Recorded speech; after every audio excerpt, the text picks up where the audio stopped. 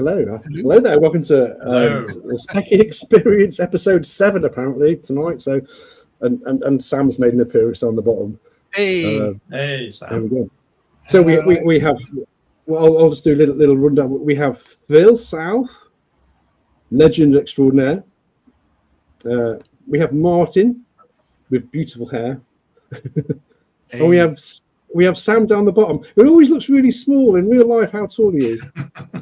I'm 5'10", just pretty average. You must just be my camera angle. Yeah, exactly. I've got a laptop that's about 2-3 feet away from me, so maybe I should. Right. Oh yeah. You're really small.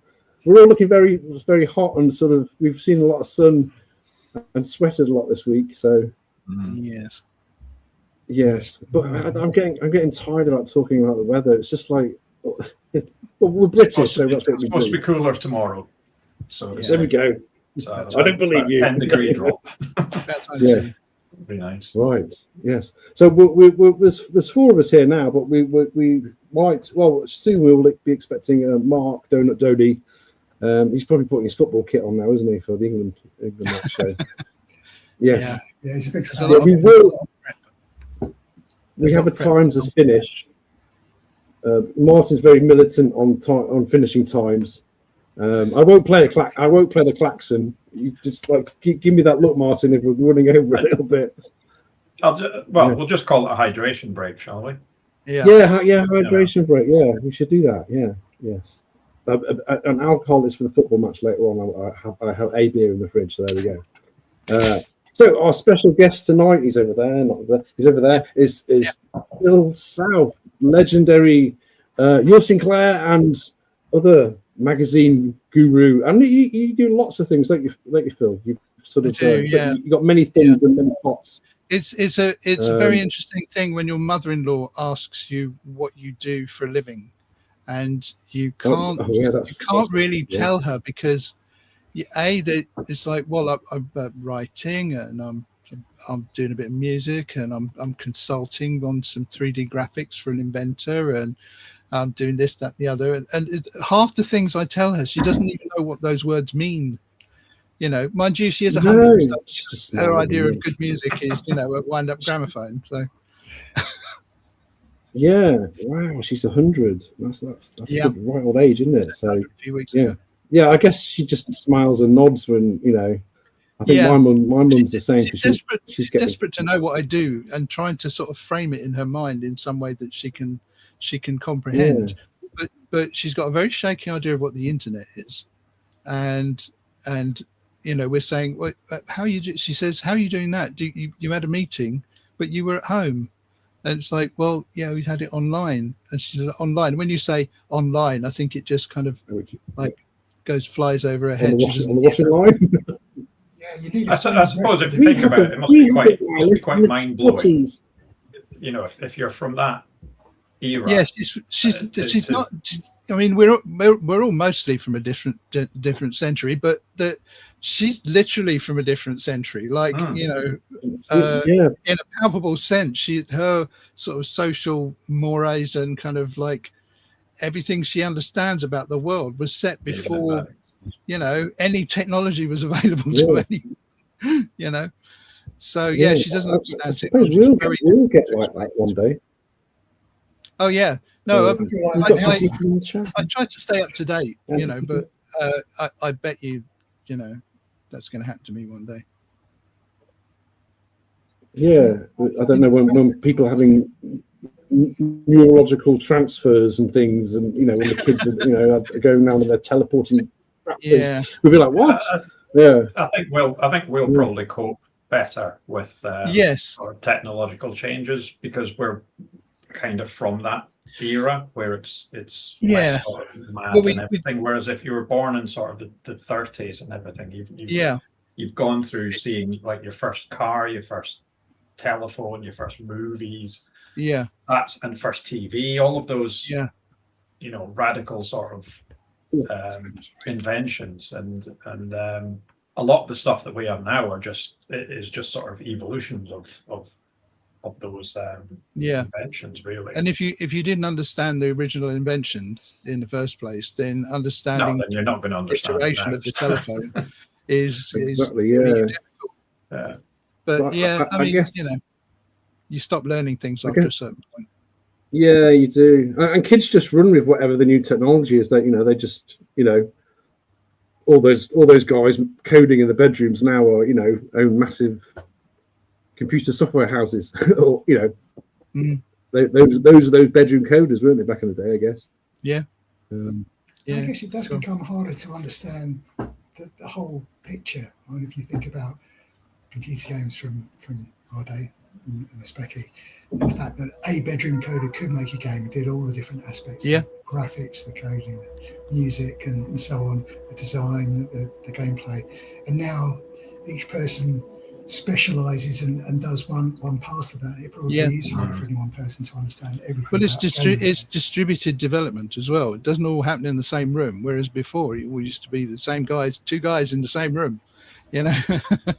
Whereas now it's entirely distributed. Almost everything I do, whether for work or pleasure, is distributed. You know, it's like half my friends are in different countries, and we talk as though we talk on the phone or as video calls, like it's nothing. And there's no delay, hardly any delay.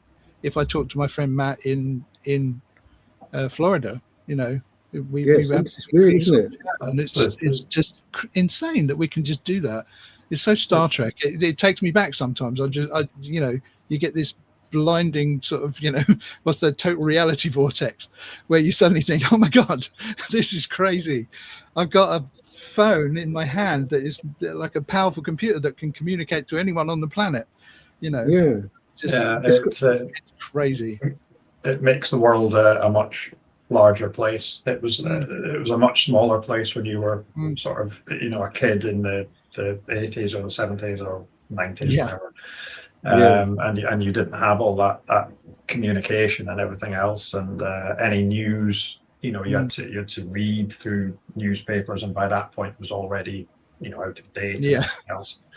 And you know, as you say, Phil, you've got your phone there, and you can communicate with, you know, literally anybody in the world at any point in time. And your phone there is, you know, orders of magnitude, many orders of magnitude more powerful than the most powerful supercomputer in the 90s was, you know, like thousands of times more powerful. It's crazy. I think so. Just like, I'm going to go to bed and watch a film on my phone. I mean, you go back like 20 years, you'd be like, what? How do you do that? Yeah, I seem to remember in the 2000s, I think I was ill in bed with flu, and in order to watch a movie, or in order to watch a movie, I don't think YouTube was even invented by that point. I watched a movie. I watched several movies and TV shows on while I was in bed with the flu. Hello. Hello. I watched several movies and in bed, but in order to do that, I had to lug my desktop computer and stick it by the side of the bed, put the monitor on top of the tower, and have the keyboard resting close enough to my hand so that I could operate the controls.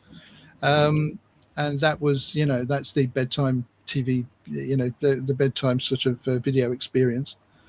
But, things have moved along somewhat. It's scary. Well, apparently I'm a bit echoey or a bit distorted, but we can hear each other. When I watch this back later on, I'll be like, I couldn't hear myself. It sounds a bit sort of, it doesn't sound echoey, it sounds a bit sort of, it's what I'd call room tone. Yes, sort of mono room tone flat. So Phil, we're gonna pick your brains, which probably, we could probably do a series of these live streams, but we'll try and cram it into the 2 hours. You've got a small segment of my brain you can pick at this time. Well, I got a lot yesterday when we chatted. I think we've exhausted everything. End the show now. No. There's more. There's more. There's more. Yeah, there's more. He's kept it back. So yes, Phil. Well, when we were growing up, not to make you feel older than us, but your Sinclair was, I think, as I said yesterday, it was like I bought all 3 magazines, but your Sinclair was the one I went to the newsagents and asked for a copy of your Sinclair, please. And so how did you sort of get in your position at your Sinclair, your sort of career? How did you start in that sort of? It was an accretion of various bits of wickedly timed dumb luck. I had this. My friend and longtime co-conspirator John Malloy, the dearly departed John Malloy. He was a fantastic connector of people. That was his like superpower. He basically, good friend. Yeah. He basically, if he wanted it back in the day before any kind of internet communication, if he was playing a computer game or if he wanted to know about a synthesizer or a band, he'd get on the phone and call them up. And because he already knew lots of people in various places like record companies and computer companies, he could get in touch with these people and have a chat with them and say, do you mind if I come and have a look at what you're doing? And he'd physically go over there and hang out in the building and make a nuisance of himself. So he was like well connected to a variety of different people. And I was always wanting to be a writer. I was involved in theatre. I was an actor and a writer for theatre. And I said, I want to be a writer though. I want to like write books and stuff and like write for magazines. He said, why don't you write about computer games? Because hardly anyone's doing that. And I said, well, yeah, I'd love to, but A, I don't have a computer, and B, I don't know anyone who's running a computer magazine. He said, well, I can help you out there. I know this guy called Kevin Cox, who's working for a magazine called Software Today over at Argus Specialist Press. And that was in Soho Square. We were living in Hemel Hempstead at the time, but very close to London. So Johnny was going up there all the time. And so he introduced me to Kevin, and I went and reviewed games up there. And this story of how I reviewed games up there has travelled before me, because I've spoken about it a few times before. And I because a lot of the machines that Software Today was covering, because it was trying to be comprehensive, so they were covering a lot of, there was no emergent platforms. There was only things like MSX, FM Towns, Commodore 64 if you were lucky, a variety of other different platforms that weren't quite, weren't quite market leaders yet. So in order to review a lot of these games, I either had to have access to one of the machines or I had to guess what it was like, because let's face it, at that point, nobody really cared. And so what I did was I wrote a load of really good jokes, because the reviews weren't that long. I wrote a bunch of really good jokes based on the what I could intuit about the game, because no internet couldn't like log on and find a video of someone playing it. You had to actually play the game. So for quite a few of them, probably about 45% of them, I would guess. And but then again, having said that, if you read a lot of game reviews, it's possible that the reviewers didn't entirely play the game a lot, because they don't talk about the actual nuts and bolts of playing the game often. They just talk about the game in very general terms. So I figured it was a safe bet. It's and it got me through the first year or so of reviewing. Now, luckily, I did have access to my local computer. The college I used to go to, Decorum College, had a computer room, and one of the ex-students used to run the computer room. So I knew Neil, because he used to do lighting for the theatre stuff that we did. I said, hey, Neil, can I come and review games on your computers? Because you've got an MSX and you've got a BBC-B, and you've got a Commodore 64 and lots of things like that. So could I come and do that? And I'll let you keep the games. And not knowing, of course, that later on he would start a hacking crew based in the computer room for all the new games that I was giving him. But so if you ever play a Commodore 64 and it's been cracked by Max Packs, that's Neil. So so I was playing all these games and using the computer room, and then one day Kevin said, so I'm leaving, and you are now going to be doing game reviews for this grumpy Irish one. And what year would this have been, Phil? This year would have been 1984 or thereabouts, I think. So did you start on your Spectrum? Were you there then, or because you were like a staff editor, so you were in freelance? Yeah, the magazine that Kevin was going to work on was Your Spectrum, and he was going to shadow Roger Mumford, who was editing at the time, Your Spectrum, along with Peter Shaw as the deputy editor and technical editor.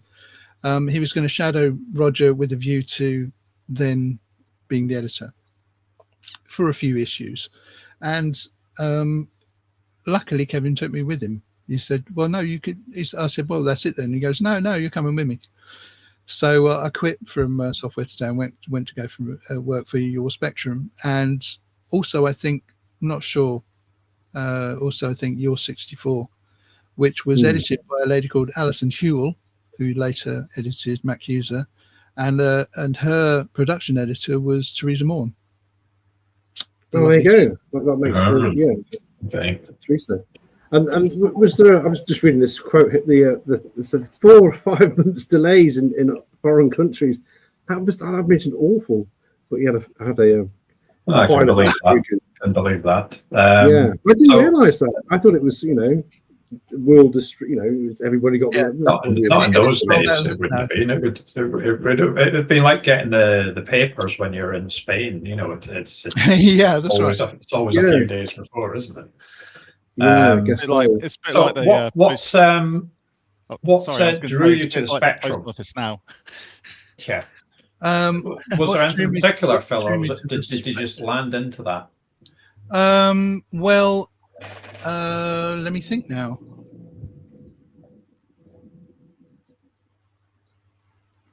I think I bought the Spectrum in the middle of all this. I don't think I think I had the Spectrum anyway before I started at your Spectrum, but there wasn't that many games on the Spectrum that I was being asked to review in Software Today. I think I bought my Spectrum in about 83, so or thereabouts. And I wanted to buy it, but I timed it to buy it on a first date with a girl that I was liking. It worked because first date. Eventually, into Dixon's here. Yeah, it's like see, I can splash out money on a thing that's going to make me ignore you.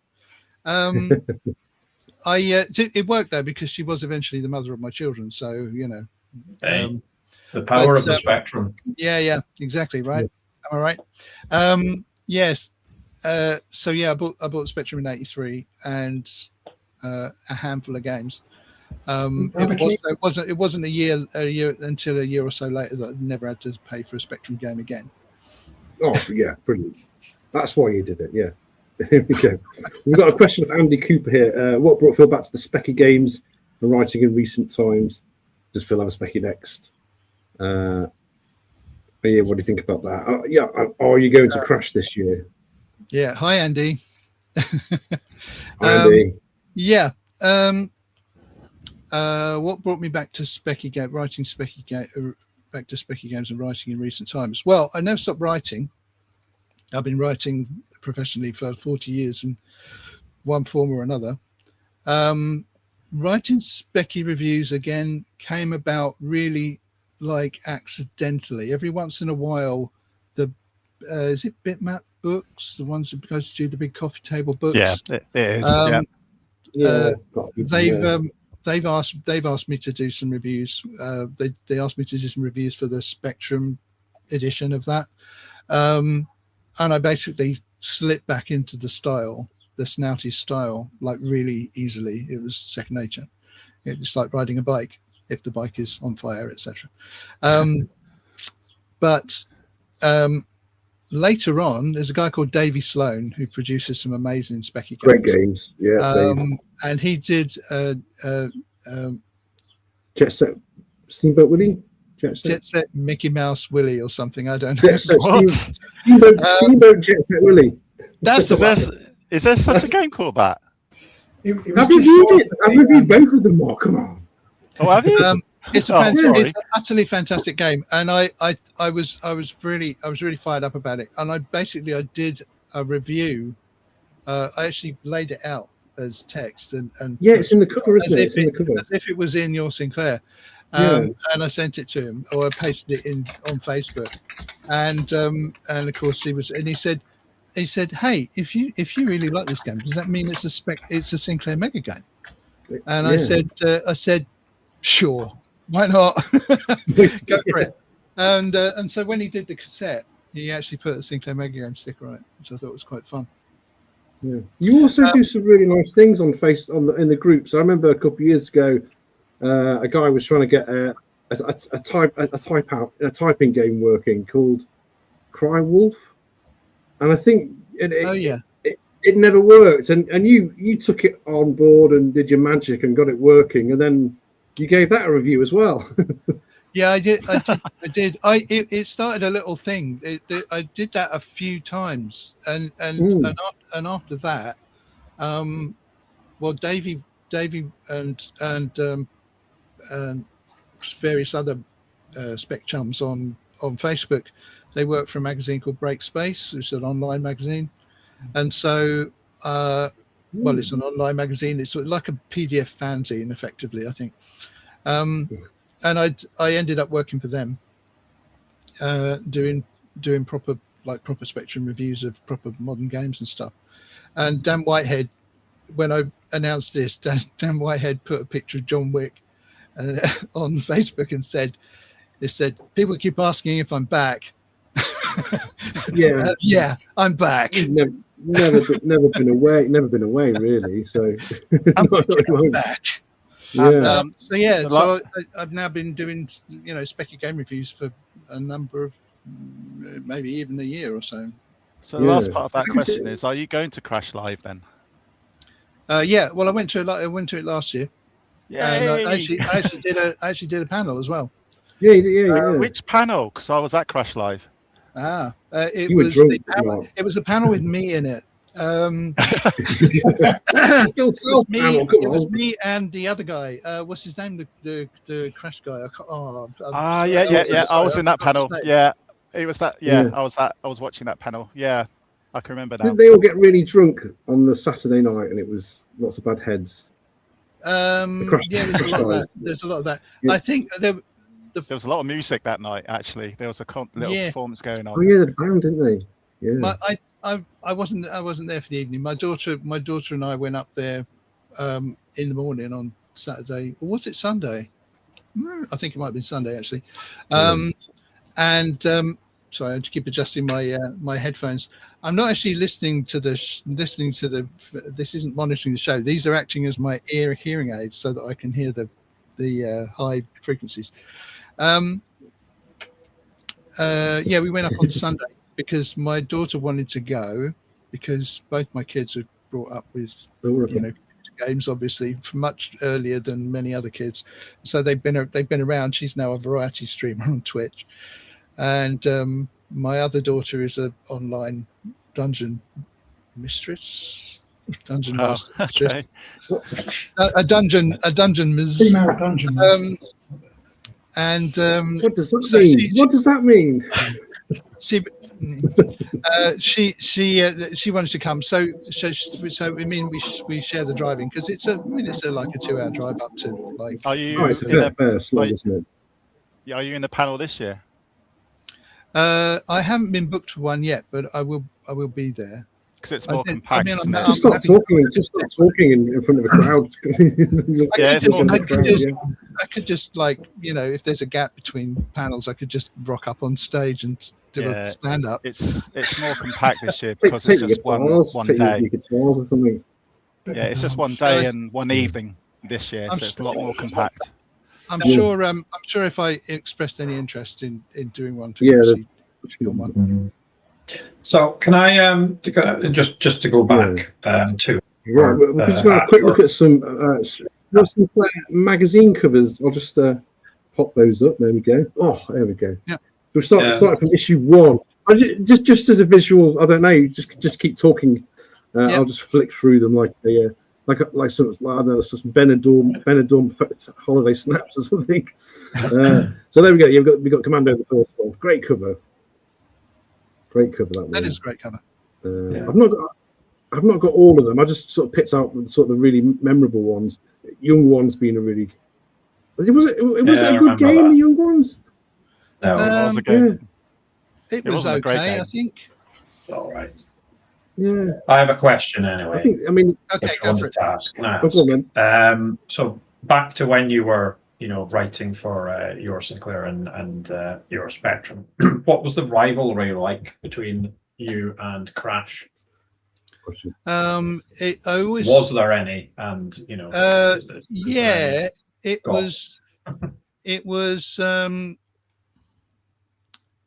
was commercial rivalry. Not necessarily personal, because everybody knew each other. The computer magazine business was fairly small village at that point.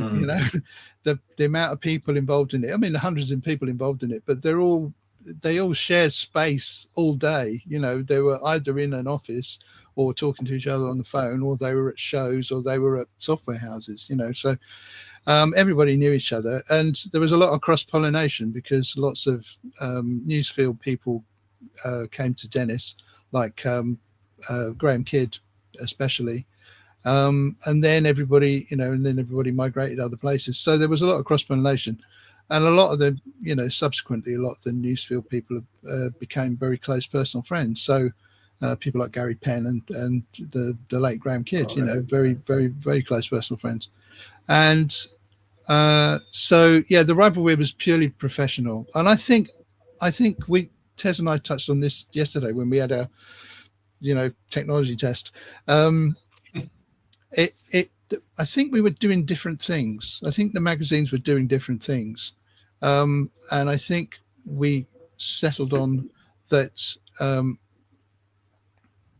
We were pretending to be really silly, and no, and a definite different audience, I think, wasn't it, for each? Yeah, it's like we were pretending to be serious, but we're very subversive, and Crash were pretending to be really silly and subversive, but actually we're really serious. I remember all these. Yeah, that was a cool car. Yeah, I got some. Yeah, 2000 AD. So yeah. We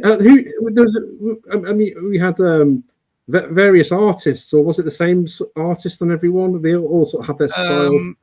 No, it was various artists. many artists. I think we had a sort of a pool of artists for covers, but they Teresa especially liked to sort of shop around a little bit for a different look. Yeah. I think you had Ollie Frey. You had Ollie Frey. Ollie Frey for Crash, but I think I know your Sinclair seems to capture that sort of 2000 AD Eagle sort of thing. I don't know. It felt a bit more British. I don't know why. I guess so. Because all the covers, all the sort of covers, and quite a large amount of the artwork was done by Ollie. It obviously was all in his style, and luckily he had a reasonably diverse kind of style, but it was all definitely of his style. It was a design choice. It was a unifying feature of the design. Whereas ours was almost entirely based on smash hits. So because we wanted to be a kind of a a male kind of lifestyle magazine like Smash Hits was for your average teenage girl. So yeah, that was kind of, and it was. I don't know if it was entirely successful, but we kind of originally Kevin was very much aping the style of Smash Hits. I'm just looking. I think these covers are bringing back a lot of memories, but it's the price that you've got to look at. So this is still claiming still only a pound, a Great British Pound. Yes, but 150 if you had. And this is the controversial one, isn't it? This is the famous one. Yeah, we got some stick for that. Well, it's a tenuous. It's fairly tame by modern standards. It's aimed at teenage boys. What's the name? Yeah, and I think it was the first time that anyone acknowledged that. My poor Jimmy had to go to newsagents and buy a mag which should have been on the top shelf. They did. Like I can't remember if it was. I can't remember if it was certainly some of the issues had to be returned from the distributor, and that one as well. That was a bit controversial. And that one caused a bit of stick as well. I remember actually just slightly off from your Sinclair. So back to Crash, when Crash did their Barbarian cover, which was highly controversial at the time. One of their letters afterwards was from a woman that basically claimed that they were worshipping the devil, and that computers were made for computing, and these games. I know these games are profitable, but you are essentially doing the devil's work for them. Wow! I wonder what get them. And if you played the tapes, they had. I wonder. that was a good one as well. That was a great cover. I wonder if she's still around. What would she react to Grand Theft Auto 5? That nowadays? I know. Can you imagine? But you see, here, this is the team. This one is the team leaning into that. It's like, we'd like it to be sort of controversial, but you had to kind of like balance it. Just out of interest, do you know if the Vixen copy did it sell really well because of the cover? I don't know offhand. You'd have to ask Teresa. She's got a really good memory about that sort of thing. I imagine so. Yeah, I'm guessing it did. Yeah. Intuitively, I would say yes. Yeah. I reckon it did. Yeah. But shame, that's a great cover. But Double Dragon on the Spectrum was really shit. It was really bad. Well, comparing it to like Renegade, it was maybe given the sort of lead times that we had and stuff, you'd have to commission the cover long before you had a chance to figure out whether the game was any good. You just had to hope that the game was good enough to be a cover. I mean, the thing is, you're okay if the cover game is significant, even if it's not a good representation of it. Having Double Dragon on the Spectrum was definitely significant. So, I guess making I can't remember what it got now. I think it was like 7 or something. But I imagine I was listening to one of your other interviews, and you were saying about the like you didn't have computers. You had to handwrite things out, and that went to a proofreader, and then they got typed up on a big plate, and it got photographed and. It was an antediluvian last century process. It was like, the ways we were making the magazine hadn't changed since the 1950s. And basically we had to write the reviews. I wrote the reviews initially when I worked there on a typewriter, an actual typewriter, which was then subbed by somebody, and it was handed to Kevin, and then Kevin would hand me the copy back with red scribble all over it, and then I rewrote it by looking at the bit of paper and then retyping it, and every bit of copy in the magazine was done that way, not just reviews. The composition, the competition pages, the letters page, everything had to be typed, and then that typewritten material was sent to the typesetter, who then looked at the bit of paper and typed the text into a column of text, which was then printed out onto a piece of photographic paper, which was then sent to the art department, which was then cut out and stuck on another bit of paper. And then that was photographed, and that film was then used to make the plate that was printing the magazine. So yeah, it was an kids, antediluvian process, and it was like that for quite a longish while, and then we suddenly got computers, because we're working on computer magazines. Well, luckily we got the license to produce Mac User in the UK, and along with that came a lot of Apple Mac computers, and so they started doing a lot more sort of desktop publishing, as it was called back in the day. And everything got a lot more electronic, but your Sinclair, I don't think, was made using desktop publishing until quite late on.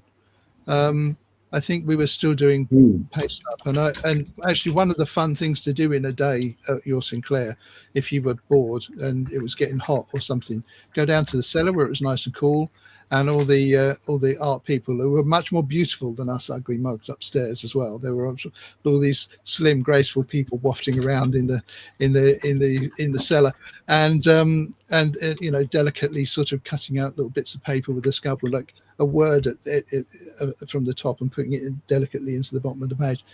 And we used to go down and talk to the art people, and it was much fun to be had. Yeah. Well, the process of taking screenshots was in a dark room, long exposure on a CTR TV screen. Was that right? I actually pioneered this because they were taking terrible photos of the screens, and I trained as a photographer in college. So I was like, we could take them better than that. I could take them better than that. And Kevin said, really? I said, no, really. And he said, all right, then, what do you need? I said, well, I need somewhere dark. And he said, there's a kitchen and a toilet out the back. If you shut the door, it's dark. I said, okay, well, how do I freeze the frame? And I said, well, funnily enough, I don't know whether it was Max Phillips or somebody else had made a gizmo that if you smack the button on top, it was like an action replay. If you smack the button on top, it froze the game. That's basically all it did. And so you play that, you'd be in the dark. And imagine it's this kind of weather, right? And you're in the dark playing a game, and people keep coming in and go to the loo, and so you're kind of like playing the game. And then when you get to the bit that you want to take a picture of, you smack the button on top. Now, one of two things happens: either it freezes the game or it crashes completely. And if you can imagine how far they wanted me to get into the game, I had to try to complete it, or get as far as I could to get enough, fairly rich kind of shots.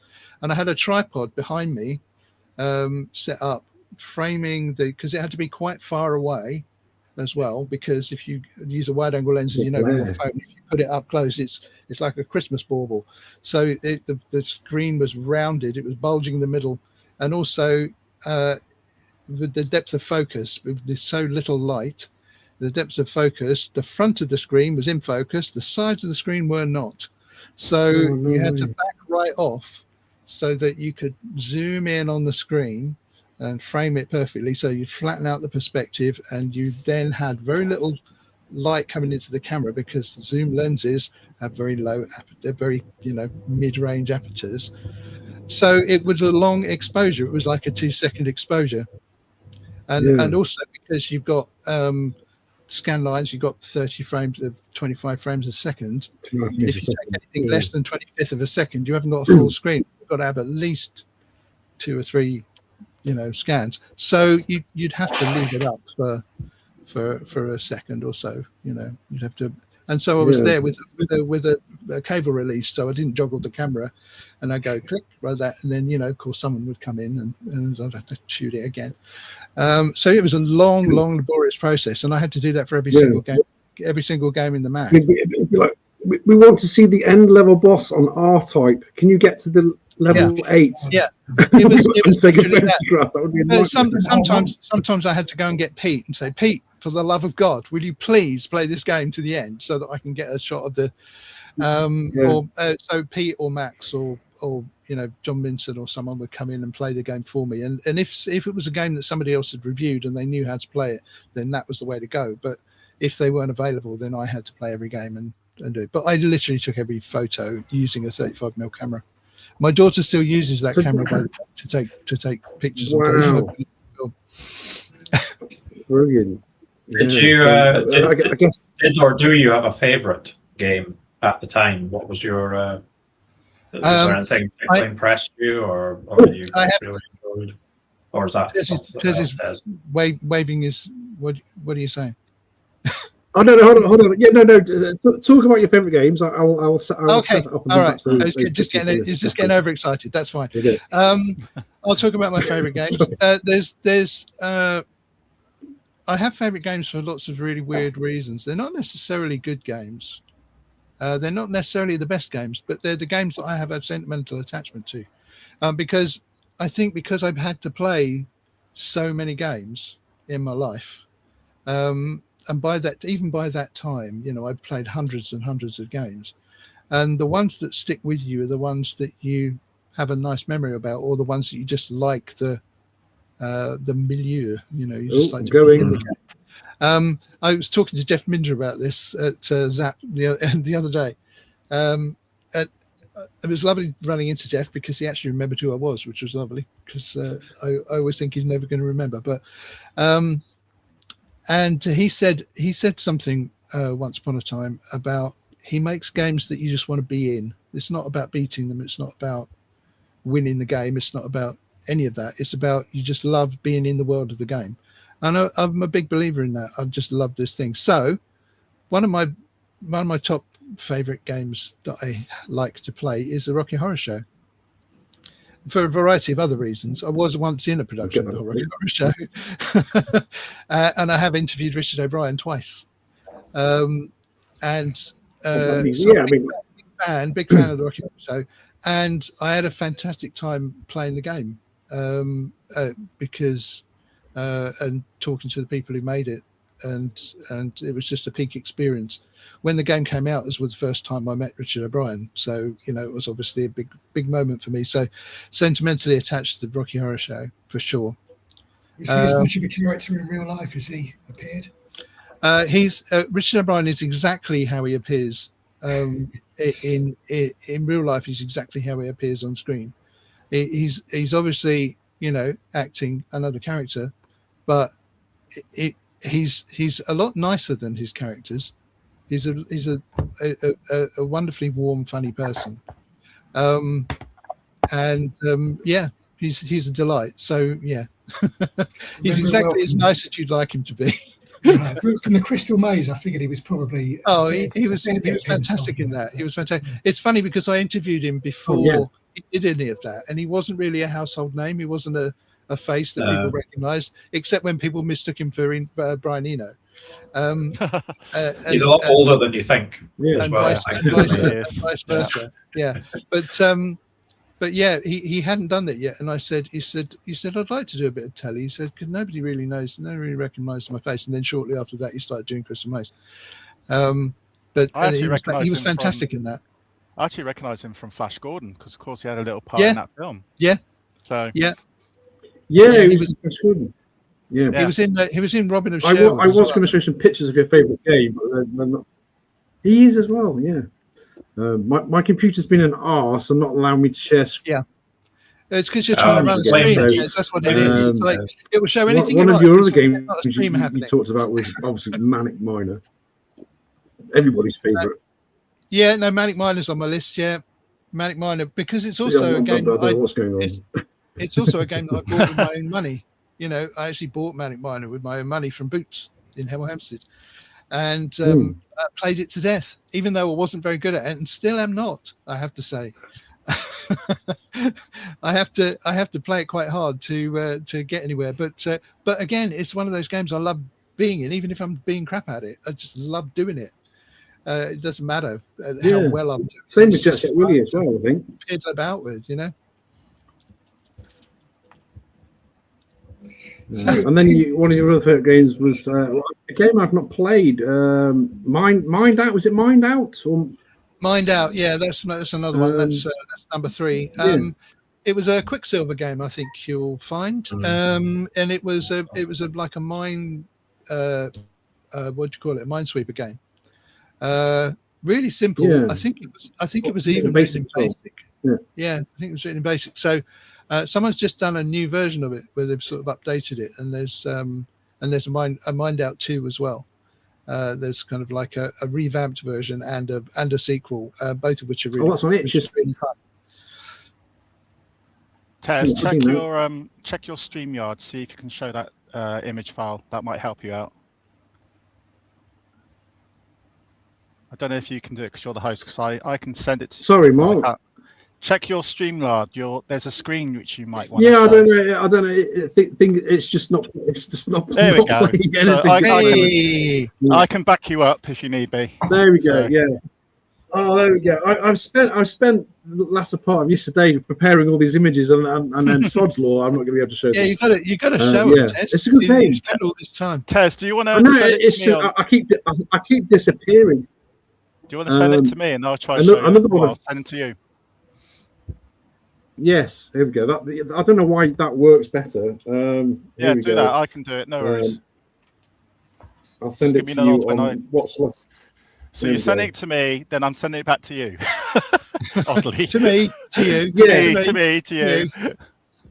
I'll just put it on our main chat thing. I think that's what I'll do. I've got them all. No worries. I don't know why it does this every time. No, it's fine. I've had my internet updated since then, and it doesn't make any difference. It's updated, just not faster.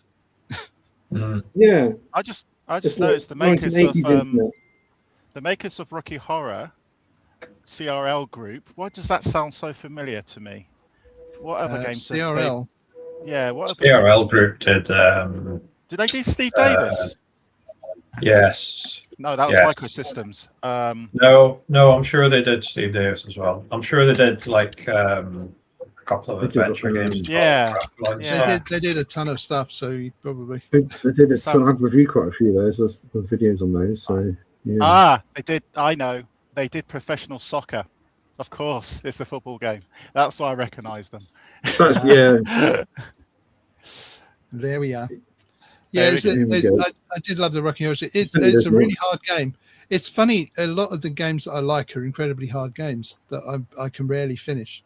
And the Rocky Horror Show is one of them, because I think, especially on the Spectrum, it's a lot easier on other platforms. On the Spectrum, it's really difficult because the one thing you need to have to do is you need to go up to the lab and you need to get past the beams. And there's a very, very, very fine tolerance, because you've got to go up the ladder, you've got to push the button, go down, you've got to go across. You've got to go up the ladder, push the button, and you've not got to not get caught on any bit of the scenery when on your way down into that little L shape. And if you go down not far enough, you get stuck on the bottom of the ladder and you don't get across quickly enough. And that is the end of the game. And the same thing for if you run into riffraff with the laser. You get zapped, and it's very hard to avoid. And you get zapped. It's the end of the game. You don't get like multiple attempts to get past him. It's like you're gone. And the room of mushrooms. The mushroom room. Oh yeah, you mean the Zen room? Yeah, it's very trippy in there, isn't it? Must be in the Zen room. Yeah, that's it. Of course, in the but there's Mind Out. Mind Out as well is also, it's fabulous, but it's incredibly hard, because obviously you know there's a mine there, but you don't know where it is. It's the same as the Minesweeper on Windows. You know there's a mine nearby, but you don't know quite where, and you've got to figure it out by intuition. And but then after a few levels, you are being chased while doing it, so you don't have time to figure it out. You've got to just go for it, in which case you die. So but I do love it. I've spent many idle moments playing that. And Ant-Attack. Ant-Attack, so good.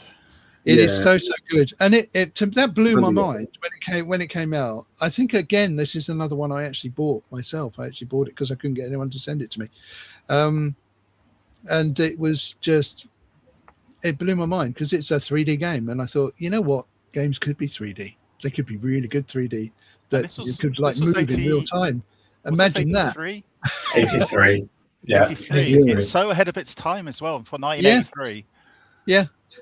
It's like Sandy's a time traveler, and he's like come back to 1983, and it's, oh no, it's fine. It's all possible with modern technology. I didn't use any any quantum computing to do this. And then Sandy brought out the Mask, which is like a third person 3D game. Yeah. And what? Yeah. What's it like? Crazy. That was a bit crazy. But he also brought out Zombie, which was the sequel to. It's the zombie flavored version of Antitan. But I found this game, and the last game in my list is the two most terrifying games I've ever played in my life. Literally to this day, nothing scared me as much as very atmospheric. Attack and the Sentinel. I mean, to be fair, I was playing the Sentinel in the YS office when everyone had gone home. So, and all the lights were out apart from the light above my desk, and it was like a scene from a film. You're playing this creepy video game. And I was doing quite well, and then you go to get the sort of fizzy alarm that he's looking at you, and there's the jeopardy. There's a timer and there's jeopardy. It's like the best kind of scary horror. It was turning around and seeing that he was looking at you. And you couldn't see whether he was looking. You couldn't see where he was or whether he was looking at you. And it took so long for you to turn around. It's like in a horror movie. They look out behind you. Well, I'll be there in a minute. It was terrifying, but again, groundbreaking. The 3D and stuff. That obviously it was black and white, but I don't mind that. I mean, even the sort of like the original virtual reality stuff that I was writing about in the 90s. And they were saying, oh, it's really blocky. It's going to get better than that. And I was thinking, you know what? I don't mind it blocky. The fact that it responds quickly is all that it needs. As long as it stays there while I turn my head, it doesn't matter that high resolution is not the issue. The Sentinel, things like the Sentinel and Mercenary and Driller and those sorts of games were the first ones that actually let you see things as they should look when you were going around the environment. That was what taught me. That was like, whoa. I don't mind it slow. 3D. It's the fact that it's actually like proper 3D. Yeah, there was a world that you could sort of grasp the geography in of 48K. Yeah, I know. How do you even start doing that? It boggles my mind. That boggles my mind now. It's like, how on earth? I mean, we're so sort of spoiled for resources these days. Developers so spoiled for resources, and people develop games, high-end games. They develop games that we haven't got the resources for yet. So you've got to have the biggest, highest-end computer to run this game in even close to proper quality, and that's just crazy. In the olden days, back in the Speccy days, you had 48K and that's your lot. 128K if you hung around long enough, but unless 128K is still not a lot. It's not. It's just like the size of your logo on your. Yeah, it seemed like a lot of the time. If you had when you got 128K Spectrum, it was like, ooh, the big boy. Yeah. It was just technically three times the memory, but you also had the better sound. You had the sound chip as well. I played a lot more Rocky Horror Show when on the 128 because the soundtrack was amazing. The music as well for the tunes. Yeah. Yeah, it is wonderful. I have had the experience of when I went to interview Richard O'Brien the first time.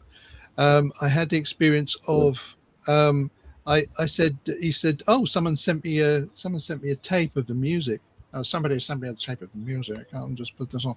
And I was saying, can I use your loo? While you're putting that on. He goes, yeah, sure. I'm going to do that. I walked through his kitchen and into the loo at the back of the house, and the loo window was made of blue glass, so it was like completely blue in there, and the toilet roll was held by two molds of two hands like that.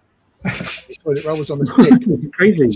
Two golden hands, right? And I'm having a wee in there, and I can hear him, and he puts the tape on of the soundtrack of the game, and starts singing along with it. Yeah.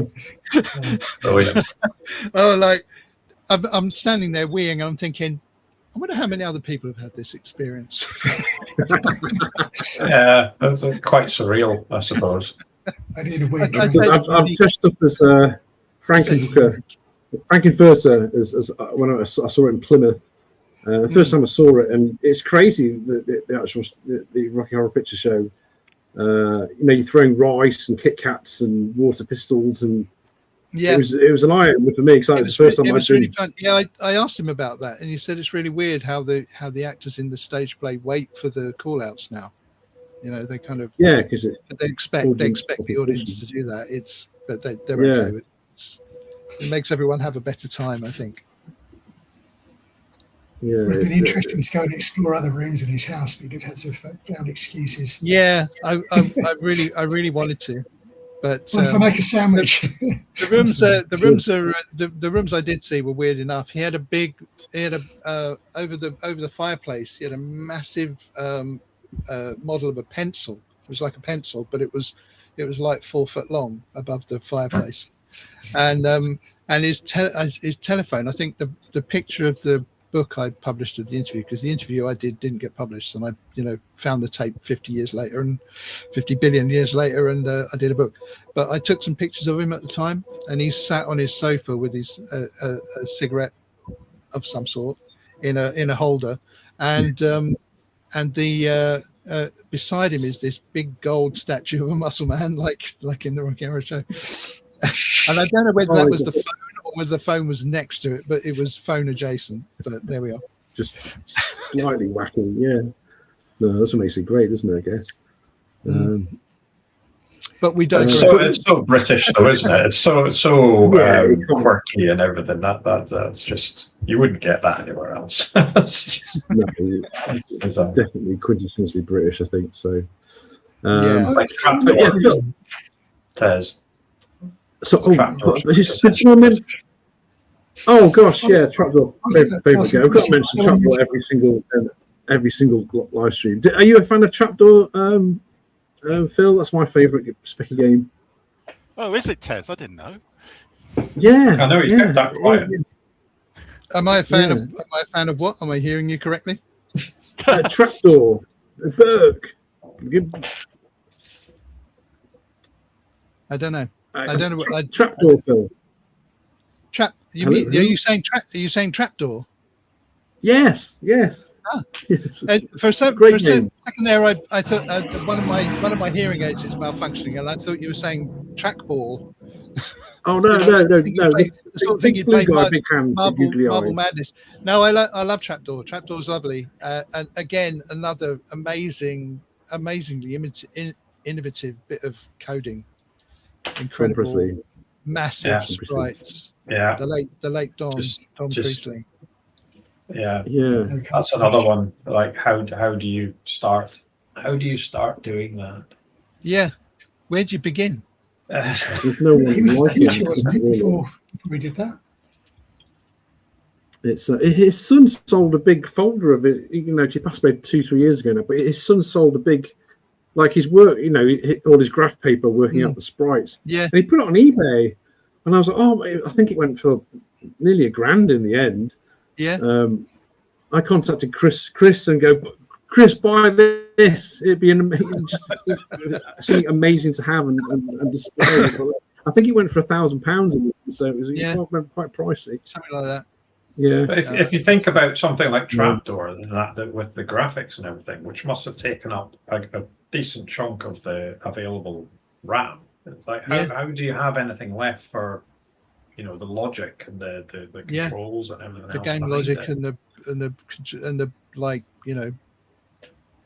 flowchart of where everything happens. The graphics just eat everything. The graphics must have been when they would literally, they would literally write everything down to the byte because you had to.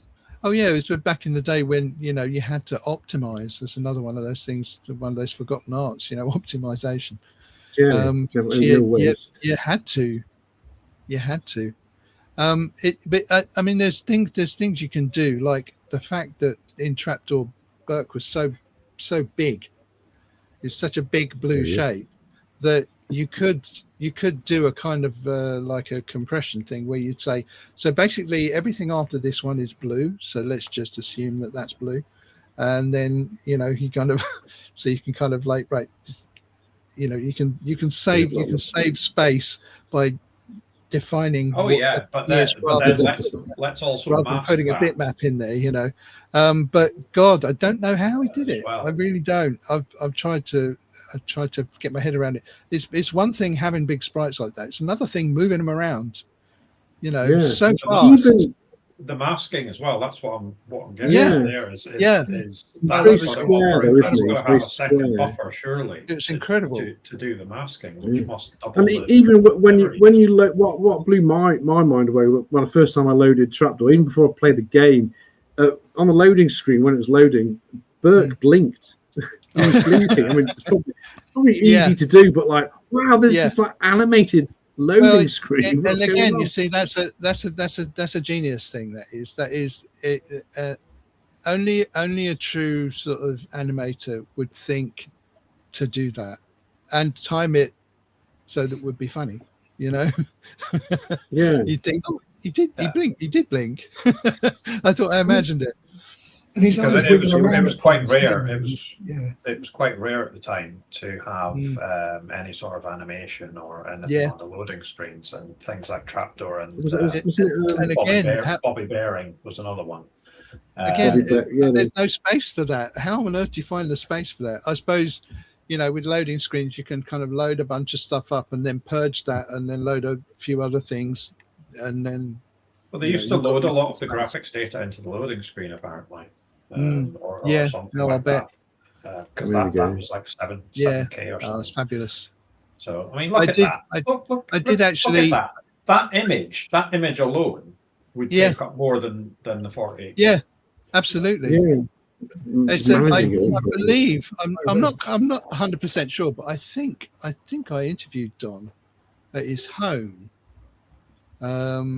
He lived in Wales. I don't know whether it was in your Sinclair or whether it was from my sort of future publishing days, but I definitely met him at least once. I don't know whether he came to the office or whether I went to his home. Pretty sure I went to his home. And he was a really lovely guy as well. On top of all of this, amazingly lovely guy. Yeah, and obviously through the Trapdoor, that was very hard. The sequel. Mm. Have you ever played the sequel? It's more platformy, bouncing, jumping around, dying a lot more. I don't remember that as well. That was it's kind of a step back, but it was still amazing. Yeah. No, and then you had Popeye. Popeye came out before Trapdoor, and it had even more colour and more rooms. Yeah. And he did all the sprites. Yeah. Yeah, bigger White House. Yeah, bigger, huge thing. Yeah. And then what was the other one he did? Gregory Loses His Clock, which was a budget game, and that was even bigger. Even a bigger game. Oh, let's not forget his starts as well. 3D Tanks. Oh, 3D Tanks. Maisie Axe as well. Maisie Axe. Yeah. Royal Flunky. That was one I remember. Flunky. Oh, Flunky, the Royal Family as well. Yeah. Did he do Benny Hill? And Benny Hill. Benny Hill was great. Oh yeah. Oh yeah. He did. And Minder as well. Minder, another cult classic. Yeah. That was kind of different than Minder, wasn't it? It didn't have the same big sprites. I'll quickly going back to your Sinclair rock and roll days. Do you still meet up with the gang? In contact with them and infrequently. We haven't met in person for quite a while. I speak to them. I'm speaking to them continuously on Facebook. We communicate a lot. We're still very close, all of us. The original Scooby Gang. We're still very close. I did. There was a sci-fi exhibition about God knows how long ago it was. Probably 2017, something like that. 2016. So probably 10 years ago. Last time I saw Burks and McCandless. But yeah, I spent a couple of days around with McCandless, and one of the days, me and him and Marcus Berkman went to this sci-fi exhibition and spent the afternoon in a pub. So yeah, we're still very close, the lot of us. I do intend to rope them into doing a podcast at some point, but it's quite difficult because Berks is a technoplegic, so he doesn't really know how to operate technology. And Teresa's like a busy international diplomat or spy. I'm not quite sure. And so it's quite hard. McCandless is an international, a revered international speaker and head of the Information is Beautiful Institute. So yeah, it's hard to get this all together, but I do intend to at least get some people on the phone. McCandless said he'd do it, but he said you've got to do Teresa and Marcus first. So yeah, because she did an interview a couple of years ago, which is but she was her memory was fresh about the time she remembers as much, if not more, than I do. Berks doesn't remember anything. No, I'm always asking about something. He goes, "Oh, I don't remember that." But then what you have to remember is we did drink rather a lot at the time. Yes. Was the atmosphere in the office as fun as it seemed in the magazine? It seemed like there was a bit of a bonkers. I was never quite sure how much of it was kind of just well, it was as much fun as you would imagine it would be. If you think how cool it would be to work on your Sinclair magazine and how much fun it would be, it's like about 1.5-2 times more than what you imagine it would be to be there. It was incredibly it was an incredible honor to be asked to be there in the first place, and so I was walking around with desperate imposter syndrome for at least the first 6 months. But yeah, it was just an incredible laugh because we had a lot of magazine to write, so there was a lot of quiet working going on. But in between time, these people who wrote all these jokes have got lots of stupid jokes bubbling up in their brain. They've got to release them. So yeah. So Berks and I would just get bored and start talking to each other about music or films or have John Minson's crazy romantic life and various other things like that. So yeah, and it would be it's massively entertaining. We'd just sit about making each other laugh for hours on end until either Teresa or Kevin told us to stop that and get on with their work. It was one of the things that I liked the most about the magazine was the fact that you were being the age that I was at the time. You just linked in nicely with my sense of humor and everything as well, and the style of writing that you were doing and the jokes and everything else. Yeah. And I've got to say, Phil, when I mentioned before about being slightly surreal, this is slightly surreal as well. It is a bit, because you were a big part of my childhood in a way. And my magazine reading. So it's obviously great to have you here. Do you have what do you have I do get that a lot, by the way. I do get that a lot. Right. I was still people who imagine being in a room with several people who are really freaked out to be meeting you. It's a very odd sensation. But yeah, it's lovely. It's lovely to be remembered at all. Never mind remembered so fondly by everybody. So it's an incredible honor, for me to be remembered at all. Phil, can I ask a quick question? Is there one review that you will always remember? Is there one that came in that maybe caused you a various reaction, a good reaction or even a bad reaction? Or is they also like similar memories, if that makes sense? I remember a lot. I remember quite vividly still playing some of the games that I was having to review because you had to sit and play them in the office. I vividly remember sitting and playing Tau Ceti, I think it was, and I found that I really loved that game, and I found it very sort of absorbing. But it's but you're playing the game in an office, you know, in a busy magazine office, and so the sort of main magazine sort of desks were all in little cubicles. So your Sinclair was here, and Mac User was in a slightly long extended one there, and then there was something like your 64 or something in another cubicle around there.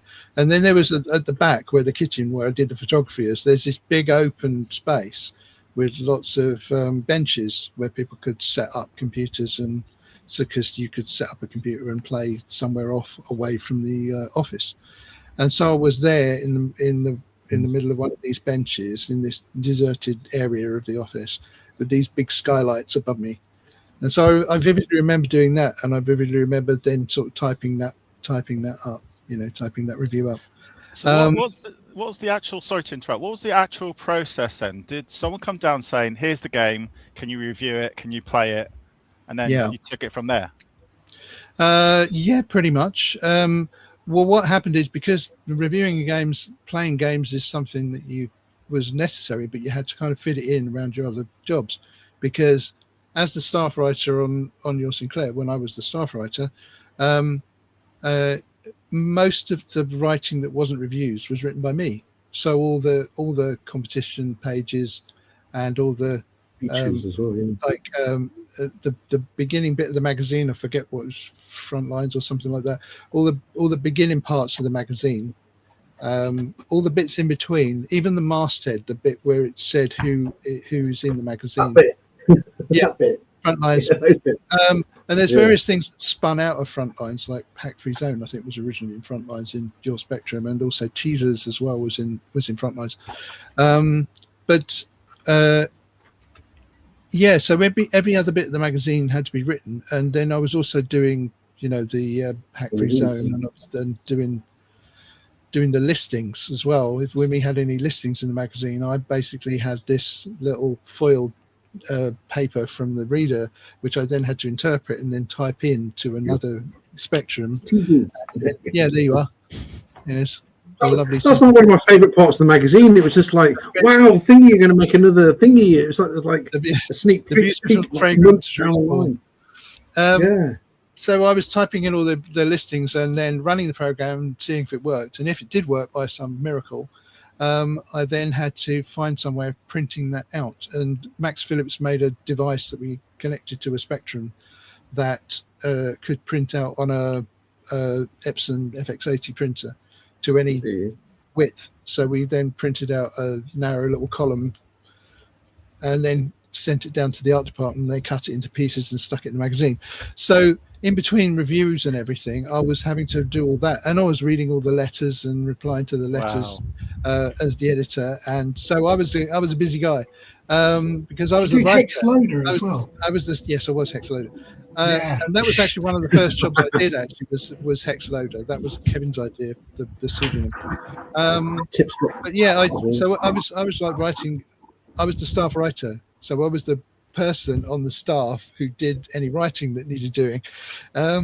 So I pretty much wrote the bulk of the magazine that wasn't written by the reviewers or the adventure guys. How long did you actually get to play a game that you had to review then, roughly? As long as you liked, within reason. Yeah. As with everything on the magazine, there was a deadline, and that did, because of the massively difficult nature of getting magazines printed. The deadline where the plates had to go off to the printer, and that was fixed because there was a slot for the magazine to be printed. And as long as the magazine was all done and ready to be sent off to the printer, you could pretty much do it in any order you like, as long as it got done, which is why people used to work quite long hours sometimes. I mean, I lived in Homestead, so I left at 5 o'clock or 6 o'clock when we didn't go down the pub, which we did quite frequently. But we stopped working at about 6 o'clock. But some people would go to the pub and then come back and do more copy because they lived in London, you know. So yeah, it was labor intensive, but we could do it in any order we liked, and we could kind of bunk off for a couple of hours if we wanted to go to a comic shop or something. I guess that's why there was a lot of the train spotting awards. In issue 37, you wrote, you spelt something wrong, or that became a large feature, didn't it? I guess get the train spotting award. I think there's a T-shirt. Yeah, there's that was me. That was all the readers' letters. I used to read all the readers' letters for a long time, and then until Burks wrote. Because the reason we took Burks on is because there was so much for me to do personally. There was more writing that needed to be done that could be done by one person in a month. So, and I've written a lot of words in my time. I've written a ton of words. I wrote once for one job recently, 10 years ago. I used to write 33,000 words a month. Wow! Oh my god! That's the most I've ever written in a month. It's doable as long as you don't sleep or eat. Did you have any memorable readers' letters? The Vixen ones. Yeah. No, the I don't have any memorable readers' letters. We had one or two people, and I'm sure I should say this. We had one or two people sort of stalking Teresa a little bit and sending in. I think she was popular. Items. I'm pretty sure that I didn't make that up. I'm pretty sure that actually happened. You should ask Teresa that. I bet she'd be overjoyed to talk to you about that. But I do remember. I tell you what I do remember. I remember very vividly McCandless writing into the magazine because he was a reader before he was a writer, and he sent in some hacks for a game. It's for Infinite Lives and stuff, and it was quite a new game, and we thought, oh, that's good. And we wrote back to him and said, can you do any more? Or no, he didn't. What happened is he sent us one week, and then the next week he sent us another one, and the week after that he sent us another one, and then the week after that he sent us another one. And I was sitting there thinking, this kid's cranking these out. We could. And then we said, if we send you a game, we give him a call. I give him a call. If we send you a game, can you crack it? And he said, sure. He's a little kid, he's 14 at the time, and we sent him a game. He cracked it and sent it back the day after that. So he received it, he cracked it. Wow. So we said, oh, this is good. We should get this kid on salary. We should get him on the payroll. It was a freelance. Sinclair. I wonder what he was using at the time to crack. They must have had some sort of disassembler. I guess so, yeah. But he's always been a hacker in the old-fashioned sense of the word. He still is. It's like a hacker in the old-fashioned sense of the word is someone who finds a way around a technical challenge. And that's always been his focus. So he's always been interested in that kind of thing. And I guess he just figured out how to do it because he thought that'd be really cool if you could hack into the game. Oh yeah, absolutely. And so he basically found out how to do it and did it. And that's why he's so brilliant. But also the other thing about McCandless is not only was he really good at delivering the hacks, but he was an incredibly talented writer. Even when he was 14, he was really funny and he was just so we got him on board. And the same for Misha Welsh. Misha used to send in maps, beautifully illustrated maps, not like kiddie drawings. They were like proper. Oh yeah, there used to be some great maps. Really good time. And he sent us in a map, and then sent another map. And then he sent another map, and we said, you know what, we really need to get this kid on the payroll. And that's one of 2 or 3 times that we've said that over the course of the magazine. Again, how much would they have got, roughly speaking? If I recall, Mish will probably say that's not right, but I reckon it was probably about 100 quid or something, 100 and something quid, which in 86 quite decent. Quite a lot. Yeah. Pay your bills. Yeah. Well, but then for a few years. Yeah, exactly. Keep your release. yeah, no, we did. They were handsomely paid. I think we were all handsomely paid back then. The thing is that despite inflation, journalism rates haven't really gone up much, unless you work for the. It's like it used to be like 100, 1,000. I actually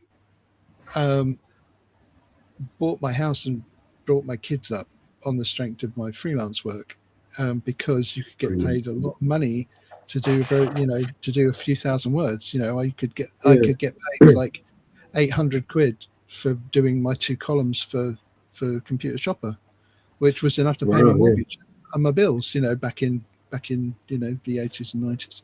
Did you find it an exciting time to be sort of doing what you were doing, with the way that it was thrilling. It was absolutely thrilling, because one of the best bits about it was feeling like you're in the center of something that was important, and I wasn't blasé about that. I was really excited about it all the time. Being a bit ADHD, I was the kind of bouncy puppy who was saying, "Oh my god, this is so great!" And Kevin was saying, "Oh my god, somebody get the veterinary dart gun because Phil's gone on the rampage again." But I asked because not everybody who wrote for the computer mags at the time were actually into the technology as well. Someone just took it as a job, obviously, and just I think I'm right in saying that. I think I'm right in saying that almost everybody involved in your Spectrum and your Sinclair was fully into it.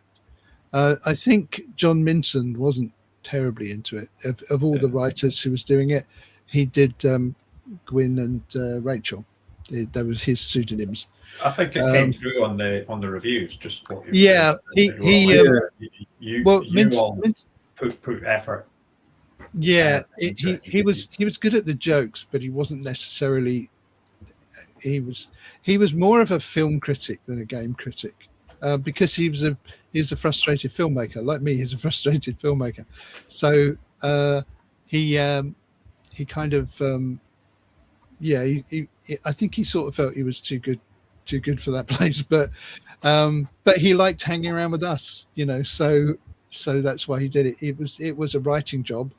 It was sort of like movie making adjacent, and it was sort of he liked hanging out with us. So he's a fantastically weird character. He's like a his sort of. Again, not sure I should talk about it. His speciality is his interest. His area of interest is erotic cinema. Oh, there's a lot of money in that. Apparently. And is that how the Vixen became about? And not just like pornography. It was more like sort of like the stuff like in between the mainstream and the sort of out and out porno world. It's like the sort of art cinema that has a lot of sex in it.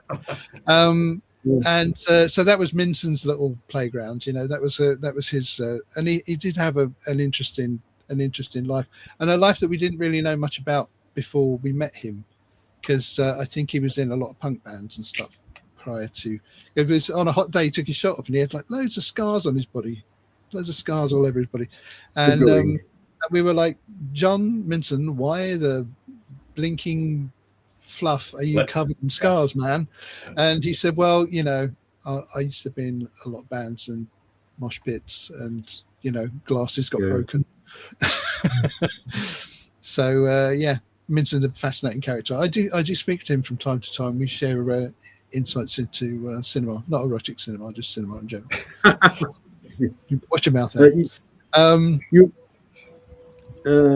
were talking yesterday about you got the pages like Jack Nipper, your relationship with the guys from Viz magazine, because that's it came across a lot in your Sinclair. It was a Viz's cousin almost. Well, we did some, as another one of my writing jobs is I wrote a lot of the comic strips, because again, I'm a frustrated comic writer, so I thought if only I could write some comics in the mag, that would be really good to sort of they were largely terrible, so I wouldn't have ever got a job in the comic business, but I did want to be sort of comic adjacent. So Teresa said, okay, we want to do some comics in the magazine. The first one we did was I think it was Everyone's a Wally or something like that. It was a Wally strip, and we did that with Charles Peaty, who was quite a famous cartoonist. And Charles used to come to the office, and we'd go to lunch and we'd talk about the script. And Charles was a loose gentleman, and he sort of always had cigarettes, but never a lighter for some reason. Pretty light, mate. Either was it not cigarettes and lighter, or he always had a lighter but no cigarettes. Either way, it was very annoying. So first strip we did with Charles, and that went for quite a long time, and then because Viz was so big and so popular in the office, we were reading it all the time, every month, avidly, religiously, and we obviously had connections in the publishing business. We knew some people from John Brown Publishing, and so we used to chum up to the Viz people all the time. We used to phone them up and tell them how much we liked it and everything. And so when it came time to do the Jack the Nipper cartoon, Teresa said, "You know what would be really good is if we could get Chris to draw it," and Chris Donald, and we said yeah. So there was my job. It's a tough job, but someone's got to do it. It's my job to phone up Chris Donald once a month and have a laugh on the phone with him for a couple of hours. And then eventually he'd go, and we'd get down to actually talking about the script, and he'd draw it and send it in, and we print it because it was always brilliant. But yeah, we would just phone up and have a laugh, and also he's from the northeast, and my nan's from the northeast, so I always felt at home talking to him. Yeah, all of this explains an awful lot that was in the magazine at the time. To be honest, the style of writing and the humor and everything else, that explains a lot.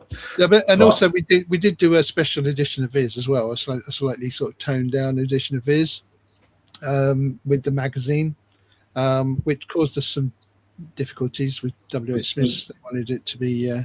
Was that for the game? Was that that was? It was. Did you do a cover or something? That was. It was an edition of Viz attached to the magazine. Yes, I remember. Yeah. And it was a kind of a toned down version, if I recall. But W.H. Smith notoriously touchy about stuff like that. I'm not sure if memory serves, they asked us to put it in a like a courtesy, like a modesty cover or something. Yeah, plastic cover. And we had to be on the top shelf again. God damn it! Oh, damn. Controversial. With all the other quality, Max. Yeah. So yeah, our relationship with Viz was professional and personal. It was a lot of fun. And what was it like when magazines shifted to the tape wars? Everybody. I think wasn't it your Sinclair did it first? I think we started it. I think we started it.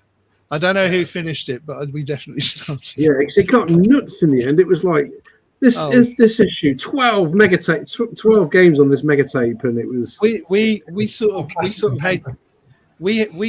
hated it because it was a ball ache to put together, and the distributors hated it because there was a big tape on the cover, and so a stack of mags would be like that normally, but with tapes on it was all higgledy-piggledy, and they got crushed, and it was a nightmare for distribution. So I don't know what we were thinking, but think of paying 50p for Batty. Yeah, because your game was your magazine was 150 with a tape, and it was a pound without the tape. And you start off with something like Batty. Which should have really been a full price game. Yeah. Oh yeah. Totally. Yeah. And there's. I'm sure they got paid. I'm sure they made bank on that. When they combined. That's what they did. There were sad days, and that was a very sad day. That the final issue of your Sinclair, because the magazines were getting very thin. Yeah. Well, even Computer Shopper, which used to be a phone book, it got down to sort of like a pamphlet, and that's when you knew the sort of end was nigh. Yeah, the glory days of 85, 80. Yeah, it must have been sad. It's kind of when I got out of like mag journalism. It's kind of round about that point in the sort of mid 90s. I kind of side graded into.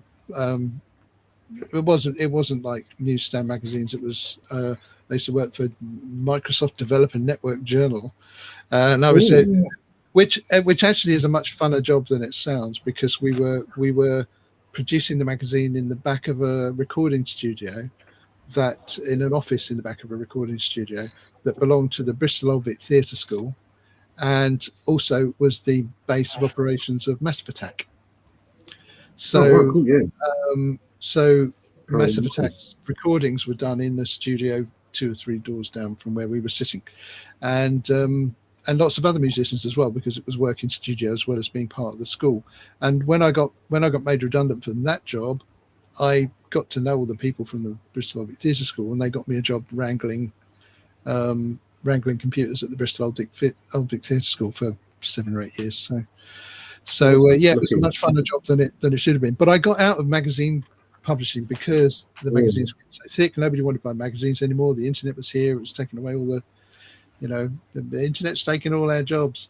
Did you get into PC gaming at all? I did, yeah.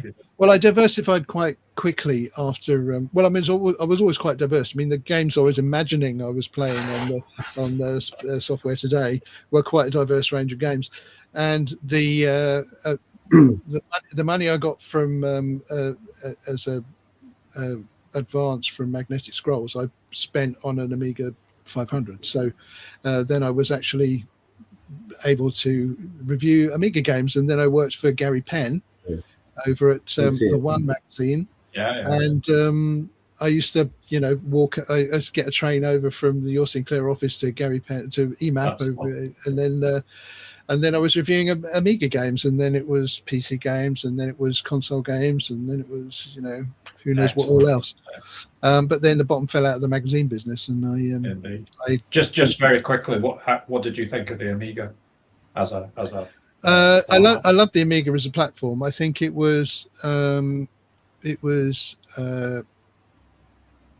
underrated at the time, and I don't think it achieved its full potential because of all the reasons that everybody knows. Like, the company was run poorly. I think objectively it was run poorly, and so it never quite achieved the heights of what it could have achieved. But that said, like the Spectrum, the fandom for Amiga has just still here the stars, So you can have your Amiga now. You can have an Amiga that fits on your desk and more powerful than any Amiga ever made. So I love it as a platform. I don't use it as often as I would like because I've got other things to do. I'm a retired computer journalist. I don't necessarily want to tinker with computers when I could be making music and having fun, writing books. And then of course you had an Amiga game, Phil. Was it a song? I did have an Amiga game. Let me just draw your attention to this little golden joystick award over there. There you go. It's called Fish, wasn't it? Fish. Yes, for magnetic. For Magnetic Scrolls. There we go. There's the logo. Yes. Another thing that Johnny got me into, another thing that Johnny's responsible for, John Malloy. We thought of the famously, I've spoken about it many times. We famously came up with the idea for Fish on a bus journey going up to London. I was going up to your Sinclair. And little did I know, but he was going up to work at Magnetic Scrolls because, as previously stated, if he liked something, he'd give him a phone and he'd go into the office and make himself useful. And so he was working at Magnetic Scrolls, helping them wrangle their VAX computers that they compiled the games on. And I think he was helping them out with corruption. I think it was corruption was in the final stages, or whatever came after corruption. I'm not sure. Jinxter maybe. And we had this conversation about what's the stupidest way you could start an adventure game. What's the most kind of get out of that way that you could start a computer game? And I like to say it was me, who said, well, it could be a goldfish bowl, a goldfish in a goldfish bowl. You've got many impediments there. You've got no arms, and you only remember anything that happened in the last minute. So get out of that. But Johnny, because Johnny and I had many lively discussions over our time together, and he said, well, tell you what, could be like interdimensional warps. And I said, yes, it could. Yes, it could, Johnny. And what about if you're an interdimensional warp agent and you warp into the minds of other people? Like you've warped into the mind of this goldfish now. You warp back into your own body. You warp out to somebody else's body. So that's where we began. And also, as you know, fish puns are the best puns. Oh, of course. So there's an unlimited supply. Yeah. And so we punned and our way all the way to Baker Street or wherever it was we were getting off the bus. And he said, do you mind if I run this idea past Anita and Ken? And I had a very flimsy idea of who Anita and Ken were. So I said, sure, go ahead, fill your boots. And thought nothing of it. And then later that day, he called me and said, they love the idea. They'd like to develop it. I said, Really? We had a conversation on the bus. We haven't got a plot. We haven't got any kind of idea. He goes, no, but we can sort all that out. They think it's a great idea that we think we should develop it. It's like, no, because then we had to do it. That's the hard bit. Yeah. Ideas are really easy. Ideas, where'd you get your ideas? Anywhere. Ideas are nothing. Developing the idea and making it work and turning it into something. That's hard work. That's the tricky part. And wasn't there a 2020 remake with graphics? Am I right? Next, wasn't it? No, it's on the next. It's on the next. Yeah, there's a next version. There's several. Hugh, one of the co-founders of Magnetic Scrolls, has a company called Strand Games, and they're doing a lot of retreads for modern technology, because obviously text-based adventures are not really a current format. There's a lot of fandom, but they're not really a current sort of platform. Interactive fiction is very big, but it's not big commercially. It's very big critically. And so he's developed this new platform, which is usable on browsers like computers, phones, everything. Because Hugh, I believe, developed the parser originally for Magnetic Scrolls. So, and it's great. It's a lot more sort of intuitive and a lot more sort of mobile friendly. So he, when Johnny passed away, we went to his funeral, and I ran into Ken Gordon of Magnetic Scrolls, and we were talking about it, and we were just talking about Johnny and talking about old times, talking about the game and lovely things. I thought nothing more of it. And on the way home, my daughter was driving me home, and I thought, you know what, I could do another game. I was thinking about it, and talking to all the people at the funeral that Johnny connected, he did the same thing to everyone else that he did to me. He said, oh, you want to do this, do you? Well, I know this guy, and so all these people connected. And I thought, wouldn't it be great to do a sequel to the game, and but make it like a tribute to Johnny's way of being, and so there's all kinds of Johnny's kind of a non-player character in the game, you know. But this was a long time ago. I came up with this idea. Now, of course, I can have his voice in it because I can make a clone of his voice from the tapes that we've got. You have the technology. And I have done. That's what I've done. Whether we can implement that in any way at this point is neither here nor I just don't know. But the technology is there, and Johnny would freaking love it as well, I know. But so yeah, and that was 2018, and I'm still working on it because I've, you know, COVID happened, and you know, I got into other difficulties. You know, I didn't have any work, and I was just scrabbling around for work. And then, you know, of course, all these new magazines came along, and you know, it was all very lovely. But it's taken a long time to get it. But I do have 25,000 words of text for it. I do have a story, and I do have a plot, and I have an ending, but I haven't got a denouement, a good sort of way for it to end, for the bad guys to get it. So I'm still working on it, but it's taking its time. And also, Hugh and I disagree sometimes on how it should be, you know, what the graphics should look like. And I'm sort of okay with the way he wants to do it, but you know, we have to iron all that stuff out. There's all sorts of ways I wanted Fish to be originally, because I'm the writer and Johnny was the guy who knew about adventure games. So I can write Fish, but I cannot make it a game. So that's the trick. But we're working on it. But I'm more obsessed with my second novel anyway now. So I'm having difficulty tearing myself away to keep writing Fish. But I'm working on it. I'm retired now, so I've got a bit more time. Yeah. What's your novel? What's your second novel? What's your second novel? You can't tell us. My second novel is called Cold Mike,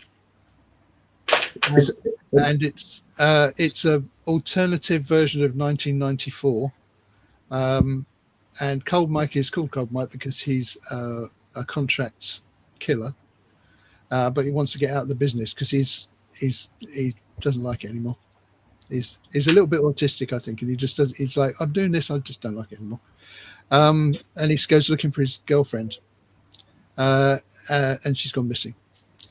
And it's an alternative version of 1990s New York, and the prevalent technology in 1990s alternative New York is a thing called the gizmo, which is a kind of where mobile phones would have gone had technology developed differently and not been developed by a sinister American Korean corporation. So interesting. That's not in the same universe as Mind for Mischief. Then it's like more of a. It's a funny thing. If you look through all the things I've written, there's a lot of alternative universes in them. For various reasons. And so, you know, with Fish, you've got it's warping you in alternative universes.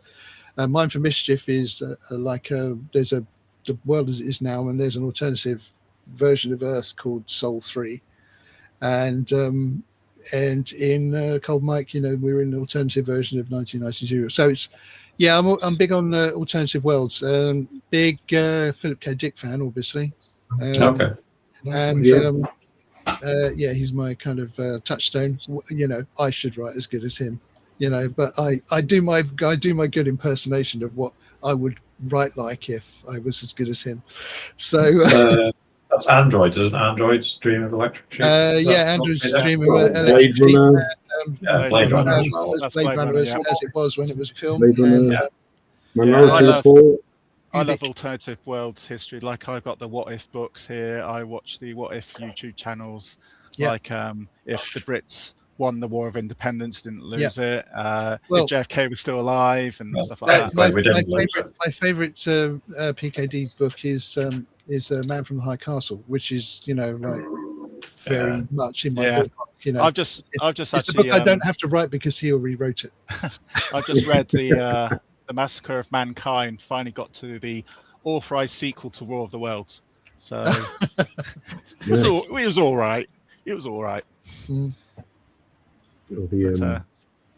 alternate worlds are they're always interesting because sometimes this world's crap. You know, Let's have an alternative. Yeah, I just saw. Funny we're talking about alternative words. I just saw the Red Dwarf episode last night. Because I'm going to the Red Dwarf convention next month, so I'm getting into my Red Dwarf again. And I saw the bit where they got the time machine and Lister got rid of Crichton's guilt trip, and he wanted to get some curry, so he was trying to time warp back to Earth to get some curry, but accidentally lands in Dallas, 1963. Shooting. That's such a classic episode when they accidentally prevent Kennedy from getting killed. So, yeah. So good. It's just some of those later episodes were a bit naff of Red Dwarf. They're a bit of a bottom. Went downhill after about, I don't know, what was it? I think this was series 6 when I think it was right towards the end of it being really funny because Crichton hasn't got a guilt chip anymore, so they had to go and find some food because they couldn't go to wherever because the time warp machine had to battery charge or something, and they were eating in their barbecue, and Lister and the cat, of course, the only two that could eat, and they were eating some chicken, and Crichton, of course, said, and Rimmer was eating it. This is after 9 o'clock, isn't it good? Rimmer and the cat and Lister are eating the chicken. The cat and Lister are eating the chicken, saying, "Oh, this is fine chicken. This is lovely chicken." And Lister, yeah, really getting into it. And Crichton says, "Chicken? That's not chicken." And the cat says, "What is it?" "Oh, that guy we went past, the dead guy." And we're going, "Oh, so good." But yeah. Going back to the Spectrum, do you have a next? Did you get picked, or you picked up the new version? I do not. Unlike you, Tez, who has one and is going to throw it away, I do not have a. I know. I've got to take it away. Chris is taking it away from me. I've literally got to box it up. I mean, I like the next, but there's just not the nostalgia to it. I don't know. I do like it, and I like. It's like I'm sort of a bit like my mother-in-law about this. I like it, but I don't understand it. I sort of think the closest I get to a next is my retro. The retro. Oh yes. Yeah. I did get a delightful little USB stick at Zap. Oh, from Graham. Is that from Graham? He makes those, can't remember. Yeah. Some guy makes them and they're delightful. I play Spectrum games on a vast variety of things. An actual Spectrum sometimes, except my Spectrum's broken at the moment. I've got to get my one of my fantastic nephews to rebuild it for me. But my original Spectrum, I actually sold in the dark days. I started selling off my gear, and I was lucky to find someone who cared that it was my Spectrum that I used at your Sinclair, which is Dan Whitehead. Oh. And he bought it and my original Kempston joystick that I used to use at your Sinclair as well. So he's got those two religious artifacts carefully stored in his. Do they still work? In his vault. Yeah, I've no idea. It has. However, if you ask him, he'll show you a picture of it. It's got a sticker on the bottom that says "Now to Speccy" in my handwriting, because I took the computer to the office, and there were a lot of Spectrums in the office, but that was mine, and you weren't having it. So that I don't have anymore, but I do have a toast rack and I've got at least two of those retro Speccies. And I also have a bare metal Raspberry Pi emulator, which I tend to use most because it's more convenient. I also have a Nintendo DS, which is actually the thing I play most of my Spectrum games on. Oh, right. Yeah. So are you getting the new version? Are you getting the new one that's coming out? Well, yeah. You've got a keypad and you can use it as a Kempston joystick, and it's a folding thing, so it's like perfect. And it plays them incredibly well, and it's just such a cool thing. I always wanted to have a mobile Spectrum, but didn't have to have a TV. On the bus, on the train, it's going to be interesting. Do you collect games? I mean, I've gone a bit mad. There's some way. I don't actually play any of them. I don't actually. Well, I used to have a massive games collection. I used to have a massive DVD collection as well, and I used to have a massive VHS collection as well. And when I used to live in Somerset and I was a computer journalist, I had a whole room that had like those IKEA Billy bookcases on the glass down two walls, and it was filled with VHS cassettes and DVDs and old copies of magazines that I've worked on, your Sinclair and Computer Shopper and all that sort of stuff. And but the sad thing is that eventually you have to move house. And in moving house, sometimes you don't have room for all of the stuff. And I moved to a slightly bigger house, but it was just too much stuff. And eventually I had to downsize it. And I thought, when I threw all the magazines away, I think I sold the games, but I'm not sure many of them were in good order by the time they got to be disposed of. So it's possible I may have just thrown it all away. I think that's what happened to me. It was I remember going to university.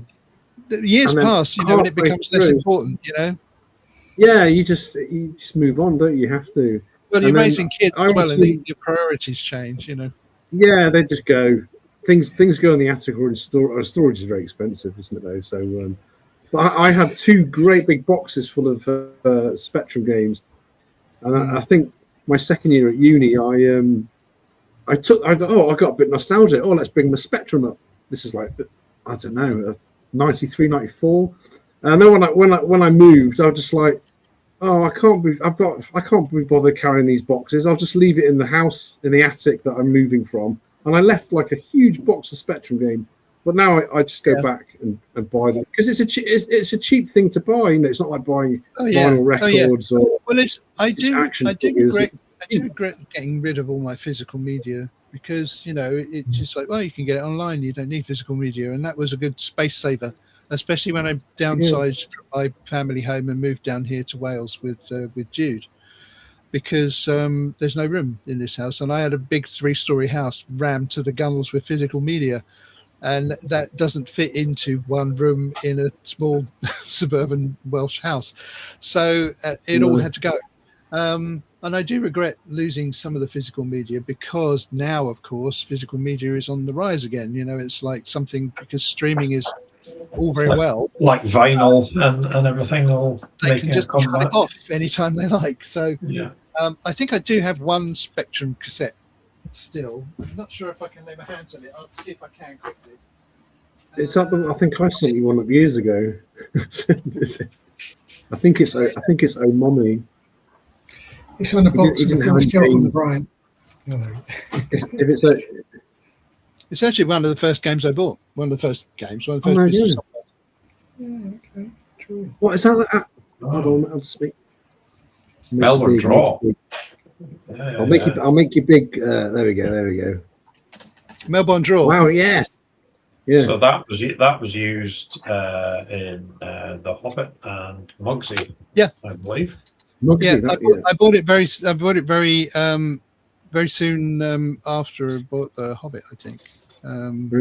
Which again is quite incredible, given how long the Spectrum had been out at that time. Yeah. I know. And let's not forget, it's 48K's Melbourne Draw. It's not 128K Melbourne Draw. You got to fit a drawing program into 48K, which is no mean feat. But it was actually it's like it's like the Colbert questionnaire where he says, have you ever asked for anyone's autograph? And it's like, no, but I have fanboyed crushingly while interviewing what's her name? Is it Victoria Meglo, who did the Hobbit? Yes. And I interviewed her for one of the Addict magazines, or Pixel Addict magazines. It was just it was such an honor talking to her, because I remember playing The Hobbit and thinking, it's like, how is this possible? It's one of the beginning of my love of adventure games. It's like not only because me and Johnny used to play adventure games all the time from the very beginning. Before the computers were really available, we used to do it on mainframe computers, because I did computer science in college, and in 1976, when there weren't any computers. But we played adventure games. We played Infocom Adventures on his Apple computer, an Apple II. And but it was amazing to me that you could get, because I thought the Apple II is quite an amazing computer. It's got, it's got resources and stuff. It didn't have much more than the Spectrum, to be fair. But to cram the Hobbit into we were just fascinated by it. Johnny and I were just fascinated by the Hobbit. It was just incredible. And it was a really complex parser as well. I mean, it wasn't. It was. It had. It could identify over 500 words. The English, which is incredible. And it was Victoria that came up with the idea that it should. The whole game should like move in real time, sort of thing. Yeah. So that things would happen. I know. It was. Which was unheard of. It's groundbreaking. And there's a lot of things that came out of that, like a lot of my favorite sort of adventure games on the Speccy, the Level 9 and Lords of Midnight and stuff, the Level 9 games, Lords of Time and the Lords of Midnight trilogy. A lot of those had, was it Lords of Time or was it Lords of Midnight? I can't remember which Lords it was, but one of them, you could play it as a straight text adventure game, but you could also do it as like a Dungeons and Dragons. You could do it kind of like a role playing game, and it would proceed in pseudo real time. Lords of Midnight was more like that, but it sounds more like Lords of Midnight. Like that. Lords of Time, I think, was a text-based adventure. Yeah, no, you're right. Lords of Time was the one where you jump into Grandfather Clock, wasn't it? Yes. Yeah, that's it. So it was Lords of Midnight, and that again was very, it was groundbreaking and amazing, and the way that the each landscape was represented and stuff was like, it was 32,000 views in 48K. and a whole strategy logic built in too. It was just incredible, and that's the thing about the Spectrum games. And I think this kind of the conversation we had earlier about modern games being resource hungry is you optimized. You had to optimize. You had to hack it in some way that it was possible to do what you were planning in this tiny computer. And also you had to think about it a lot more, because I think a lot of modern games rely too much on the audiovisual aspects of it. I mean, yes, in movies, sound is 80% the picture, as they say, in as Tez will know, being an editor. Oh, hello. It's Batman on his bike. And then sound effects make it, don't they? Like the escape motorcycles. But if you take away all of the audiovisual aspects of a game, and you've got the Spectrum and you've got text, and you've got a little bit of graphics, little tiny bit of graphics, how good do you have to be at game design to engage people when you've got that little resources at your disposal? And you have to really make it. You have to really make it. It's theatre of the mind. You've got to build the game in people's heads. And that takes a lot of skill and a lot of talent, a lot of writing ability. That was it, though, wasn't it? That you had to make the game good and engaging for people because you were so constrained in terms of memory and video and sound and everything else. So you had to make it engaging in some way. So that meant you had to design it. You had to probably think about it. Which is why when a game was crap on the Spectrum, it was really crap, because you hadn't even done the work, boy. You basically slapped up the crappy graphics and you didn't deliver a game in the background. You didn't. No theatre of the mind. You just where's the game? Where's the game here? It was not engaging and it looked rubbish. No, there's no rubbish Spectrum games. What are you talking about? They're all fantastic. You had one job, bonehead. We're gonna have to wrap it up. I can see Mark sweating because it's like the football. When does the football start, Mark? Half an hour, I think. It's about half an hour. Is it? Oh, okay. How long does it take to get changed into your kit and shake the snacks into a bowl? I'm actually a nervous England supporter. Every time I watch them, I keep thinking they can concede, and they need to do well tonight. Poor Scotland. Scotland's chances are 0.07 now, so it's gone down a bit. Oh, okay. Yeah. But, in case you don't know, Phil, Mark is the football spectrum guy. All he reviews is football. Sometimes he might play like Operation Wolf or something, or snooker. You've brought it up. I was going to say it's snooker. I do notice on your Sinclair did generally give football games quite a bad review. Generally. Yeah. Well, unfortunately, you had two people. In writing for the magazine who didn't really care that much about football. I cared about football from a nostalgic point of view because my father was a big football fan and a football player, and played a lot of football because he worked at Kodak and he was always in the team and he was almost always the captain of the team. Very, very dedicated footballer and football fan. Lifelong Newcastle United fan as well. Ooh. And because of the Northeast, his mum was from the Northeast. So I love football. I love watching football. Nostalgically, but I don't have any interest in current football at all. Before we end, can we quickly talk? You mentioned music. Yes. About your music. Well, I've always been in bands. I mean, originally I was in musical theatre, and I wrote a space musical. We took it to the Edinburgh Festival. Space musical. Yeah, it was called Maxine, and it wasn't set in an alternative world, but it easily could have been. What's your style, Phil? So there was that. So there was a theatre aspect. So I wrote all the songs for that show, and I was in bands. I've been in bands my whole life, and so as a side thing, I've always still been in bands, and I still write songs, and I still make music. And latterly, I like a lot of things, like gaming and like. All the fun things that I love all went away in the middle of my life when I was bringing up kids. And then so latterly I made this band called the Sinatra Test, which is basically just an excuse. It's a band made up of anyone who wants to make music with me. But the one consistent thing is me, it's like The Fall is any band that has Marky Smith in it, so I've been making music off and on with that. And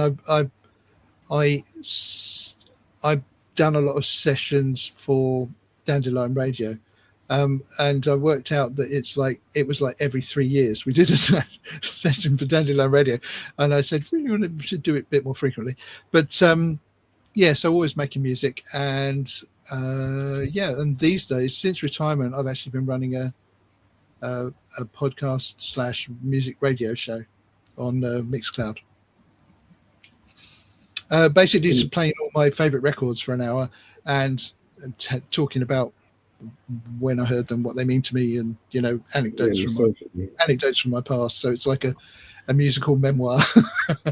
Tez, if I may, can you post that picture, please? Oh, sorry. Here we go. Yeah, I've got.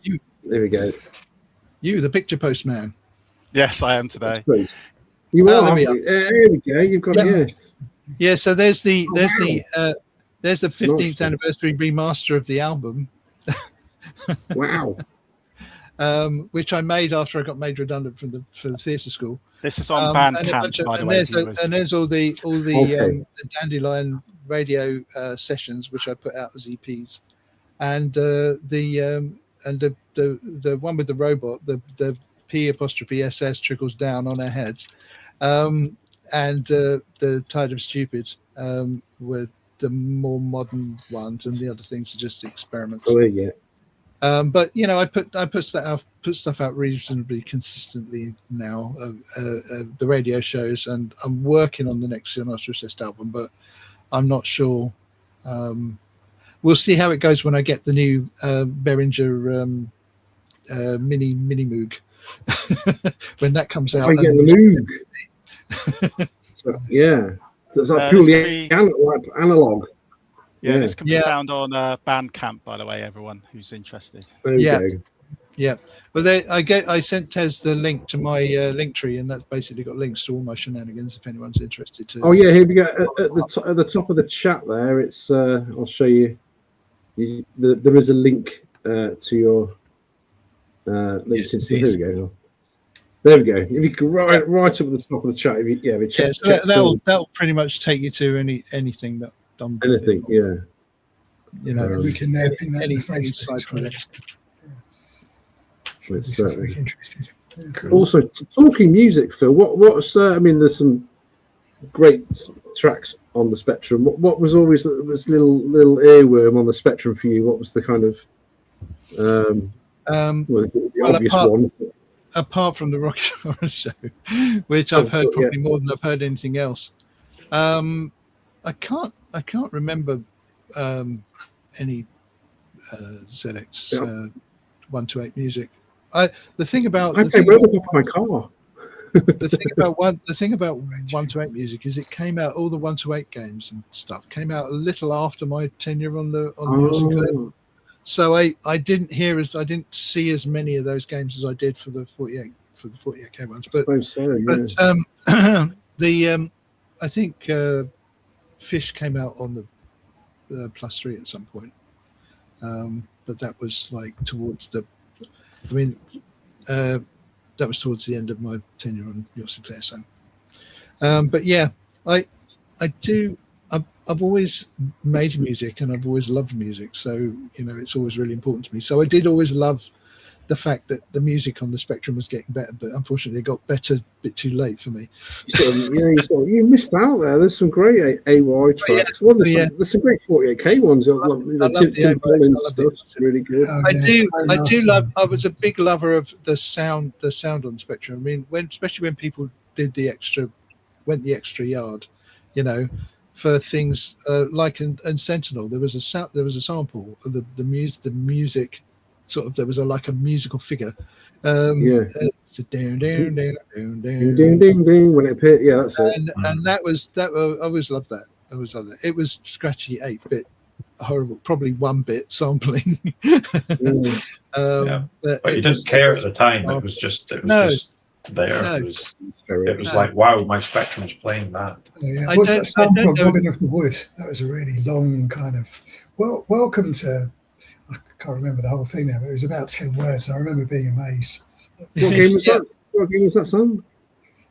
It was from Robin of the Wood. Robin of the Wood, yeah. I don't know if they had Robin on his quest. Silver Arrow. Quest for the Silver Arrow. Yeah.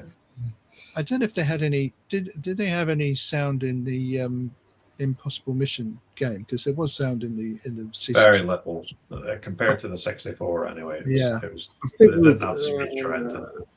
Did they not have Stay a While, Stay Forever? No, it's a funny story about Impossible Mission, obviously, that Tez and I talked about yesterday.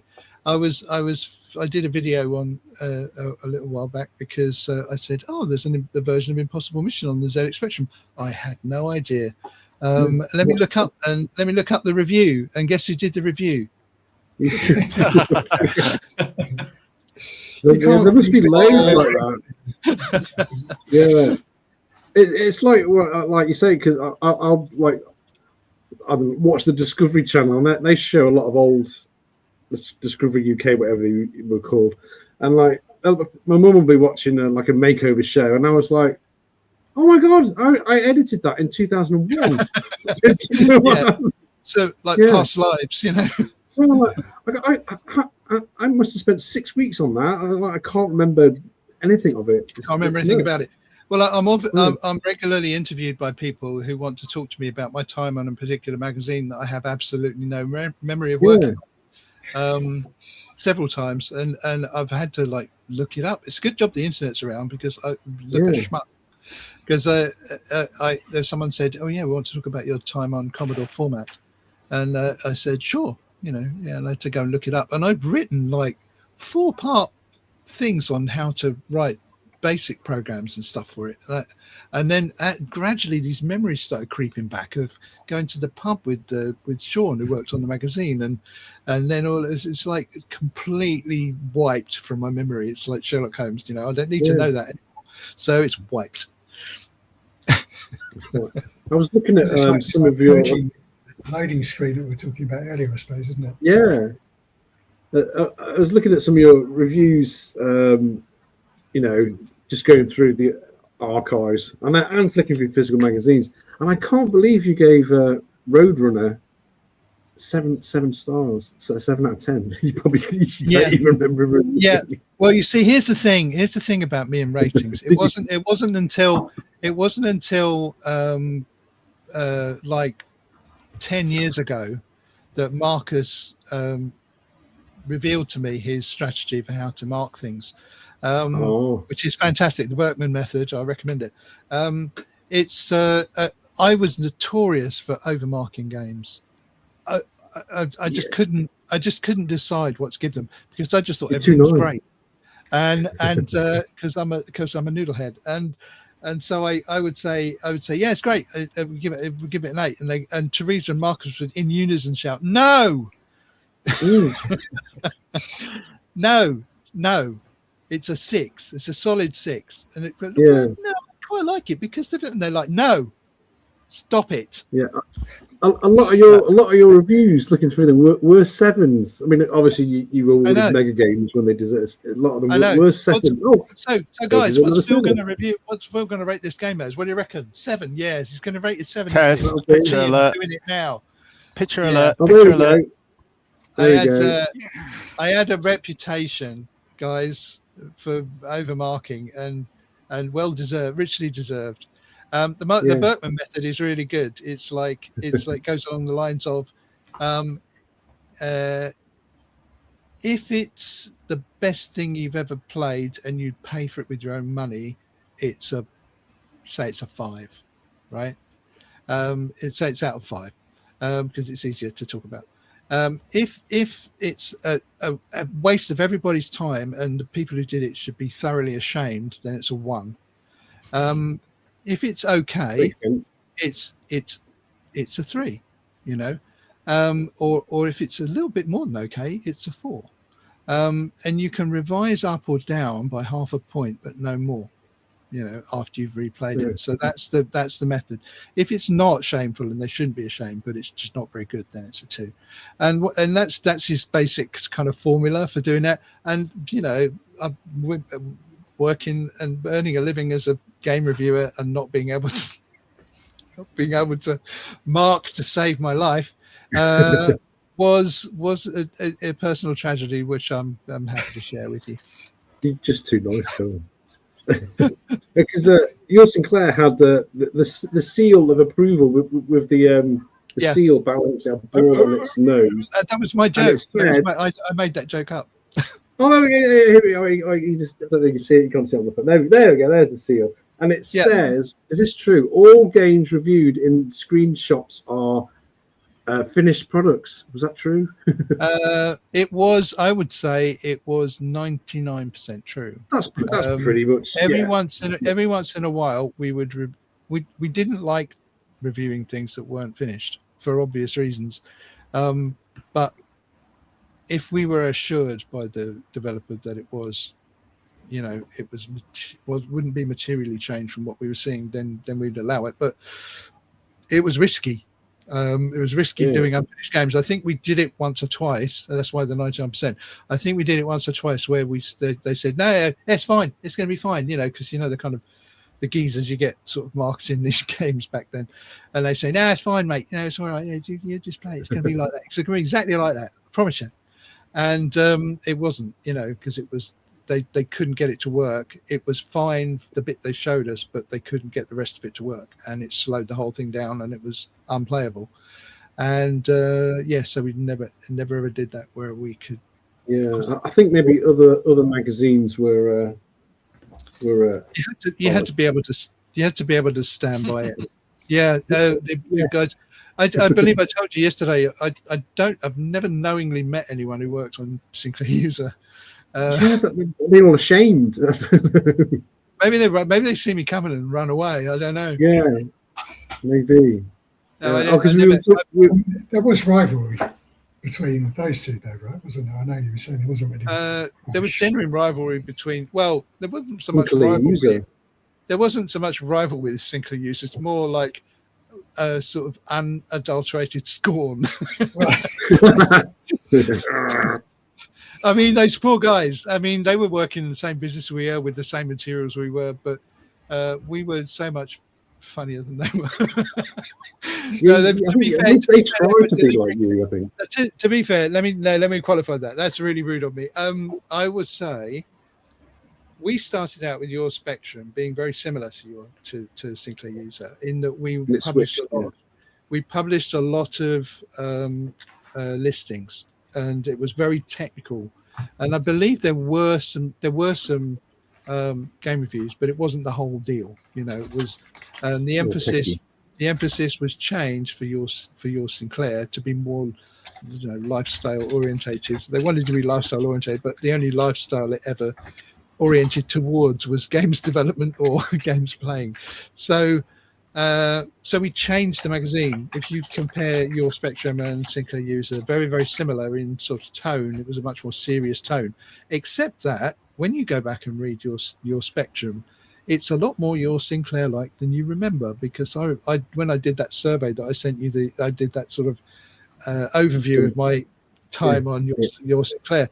I went back and checked all the magazines that I was in. And so when I arrived and when I joined the magazine full time and when I left, and reading through those old your Spectrum magazines, because Roger Mumford and Pete Shaw were doing it, a lot of the basic jokes came from Peter. Peter had actually done a lot of those jokes. Peter and Roger had actually done a lot of those jokes before we even got there. And I think they even invented the Train Spotter. They actually kind of all of that stuff was in place, but we just made it less serious, obviously serious, because it was still very subversive humor going on, but it was not really clear because we were trying to be serious and sensible. Yeah, I think it's like, I find myself quoting like "ooh" in brackets quite a lot. Yeah, I say comes from your Sinclair. Finbar Saunders and his double entendres. You see a lot of a lot of the jokes in your Sinclair were very Viz adjacent. They were very Viz based humor, like Fnar and Parp Honk Toot and all that sort of malarkey. Yeah. That's just me being a word mungler. I can't stop twiddling about with words. You can't help it. Yeah. And it was Crash, wasn't it? Who did the Unclear User? Yes. Yeah. Yes. It was cruel but fair, I thought. Yeah. It was. I think it was a very sad time, and whatever you sort of favoured magazine you favoured, it was at the end people had moved on, and it was. I mean, I think I remember going to W.H. Smith's and seeing the big final issue, and I think Duncan on the cowboy going off on the back cover into the sunset. Yeah. Our work is done. I'm like tearing up. Yeah, I know. It was a strange time because it had moved down to Future by then. I mean, Andy Ide and Matt Bilby were the editors still up in London at Dennis Publishing, and they actually decided to move down with it. Teresa didn't go with the magazine; she wanted to stay, and Jackie didn't want to go either. So they started up Zero, and that was their Zero. That was because Teresa was the publisher by that point, because obviously it was new editors, and Dave Wilson was working for the magazine as well, and Jonathan moved down to Future, and so he ended up being the editor. I think that might even been the final editor. Sadly, passed away recently. Jonathan Nash, a couple of years ago. Yeah, it was on. Yeah, but Linda Barker was before him, I think. Yeah, that's right. Linda Barker was there too. And so there's lots of your Sinclair people who I didn't know that well because they were your Sinclair Future version people. But there's weird. It's one of the things in my life as I go to conventions and people acting like they know me, and I think, do you know me? I don't think you do. And then if it turns out I do know them, but I just forgotten. And there's people like Steve Cook, who used to work down on Joe Sinclair, and he obviously it's just one of the downsides of being so old is there's so many people to forget, So, yeah, but it was a strange time when the magazine closed down. But to be fair, it was like 1994, was it? Yeah, I mean that was right at the very end. He had a long run. It lasted long. It lasted long beyond the life of the computers, and I think them keeping it going for so long as a magazine was partly responsible for the strength of the fandom that still, pulses within our internet. I think it's I'm glad that retro. Who'd have thought we'd all be grown men sat here 44 years later.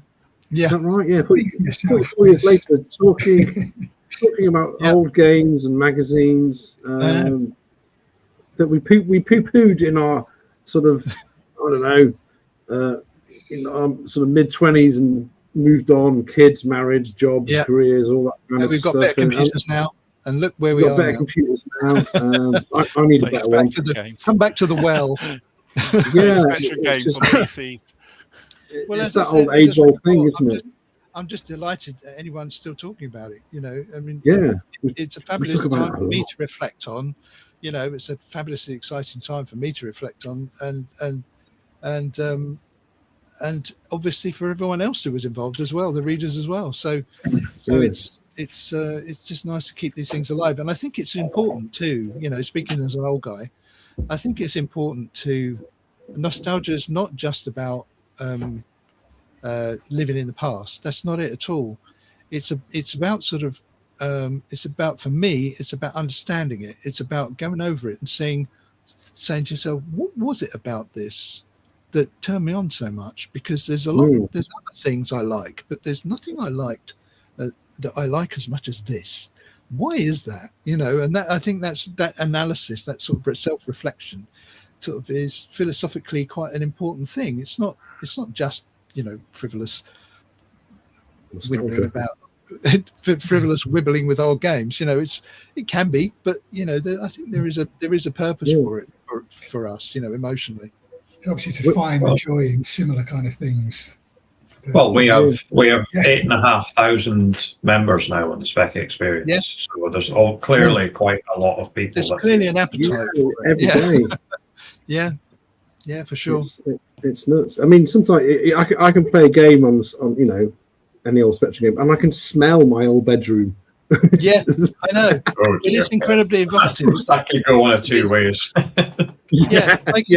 But it is. It's like I play Manic Miner, and I might be, in a car or a train playing my DS, but in my mind I forget sometimes, and I'll be in my front room with my parents' house, and remember what the carpet looked like, and the corner where I had to put the 14-inch TV because I could plug it in there to play it in the front room because there wasn't room in my bedroom, and the couch was here. And the TV was on over there, so I had to play it with the sound wasn't very loud anyway. So, basically playing it, sort of crouched behind us, sitting on the footrest, and but it didn't matter, did it? I'm just. That was the thing. It didn't matter. You had it, and that was it. Yeah, and it takes you right back. It's a safe place.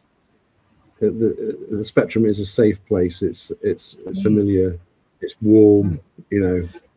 And also, the games were really good because, as previously stated, they really had to work at it. They did, yeah. Every bloody bit was taken care of, wasn't it? Right, I think we better wrap up, otherwise we're going to get football hooligans coming in. Yep. And that's just Mark. Yeah. I just realised I haven't got any beer for tonight. I don't know. I don't know. I can't watch an England match without one beer. So, you might have to nip out. Toodle down the shop. So get something brown and fizzy inside me. So we'll wrap this up now. We could do another stream. We could go on for hours. We can do another part two. If we wanted to. Let's do it again. Let's do it again sometime. Yeah. Yes. Definitely. We just want to say it's been an absolute pleasure, Phil. Definitely. It's been a thrill. Thanks, guys. It's been lovely. No problem. Yeah, Happy to do it again. Appreciated. Yeah. I'm a bit starstruck still. So, and then right. I'll meet you. As you get to know me, you'll get over it. Believe you me. I'll meet you in Crash, and you'll go, "Who are you?" Yeah. What's your name? Yeah. Tiddler. Terry, Mr. Trapdoor, I think Tez are going to call it when I see him on Crash Live. Yeah, just Trapdoor Man. There's Trapdoor Man. There we go. Man. Yeah. Mark, you'll recognise Phil this time on the panel. Was it? Yeah. What is it? You were the guy who was talking about track balls the other day. Was that trap balls? That's it. Well, thanks, Richard. Thank you.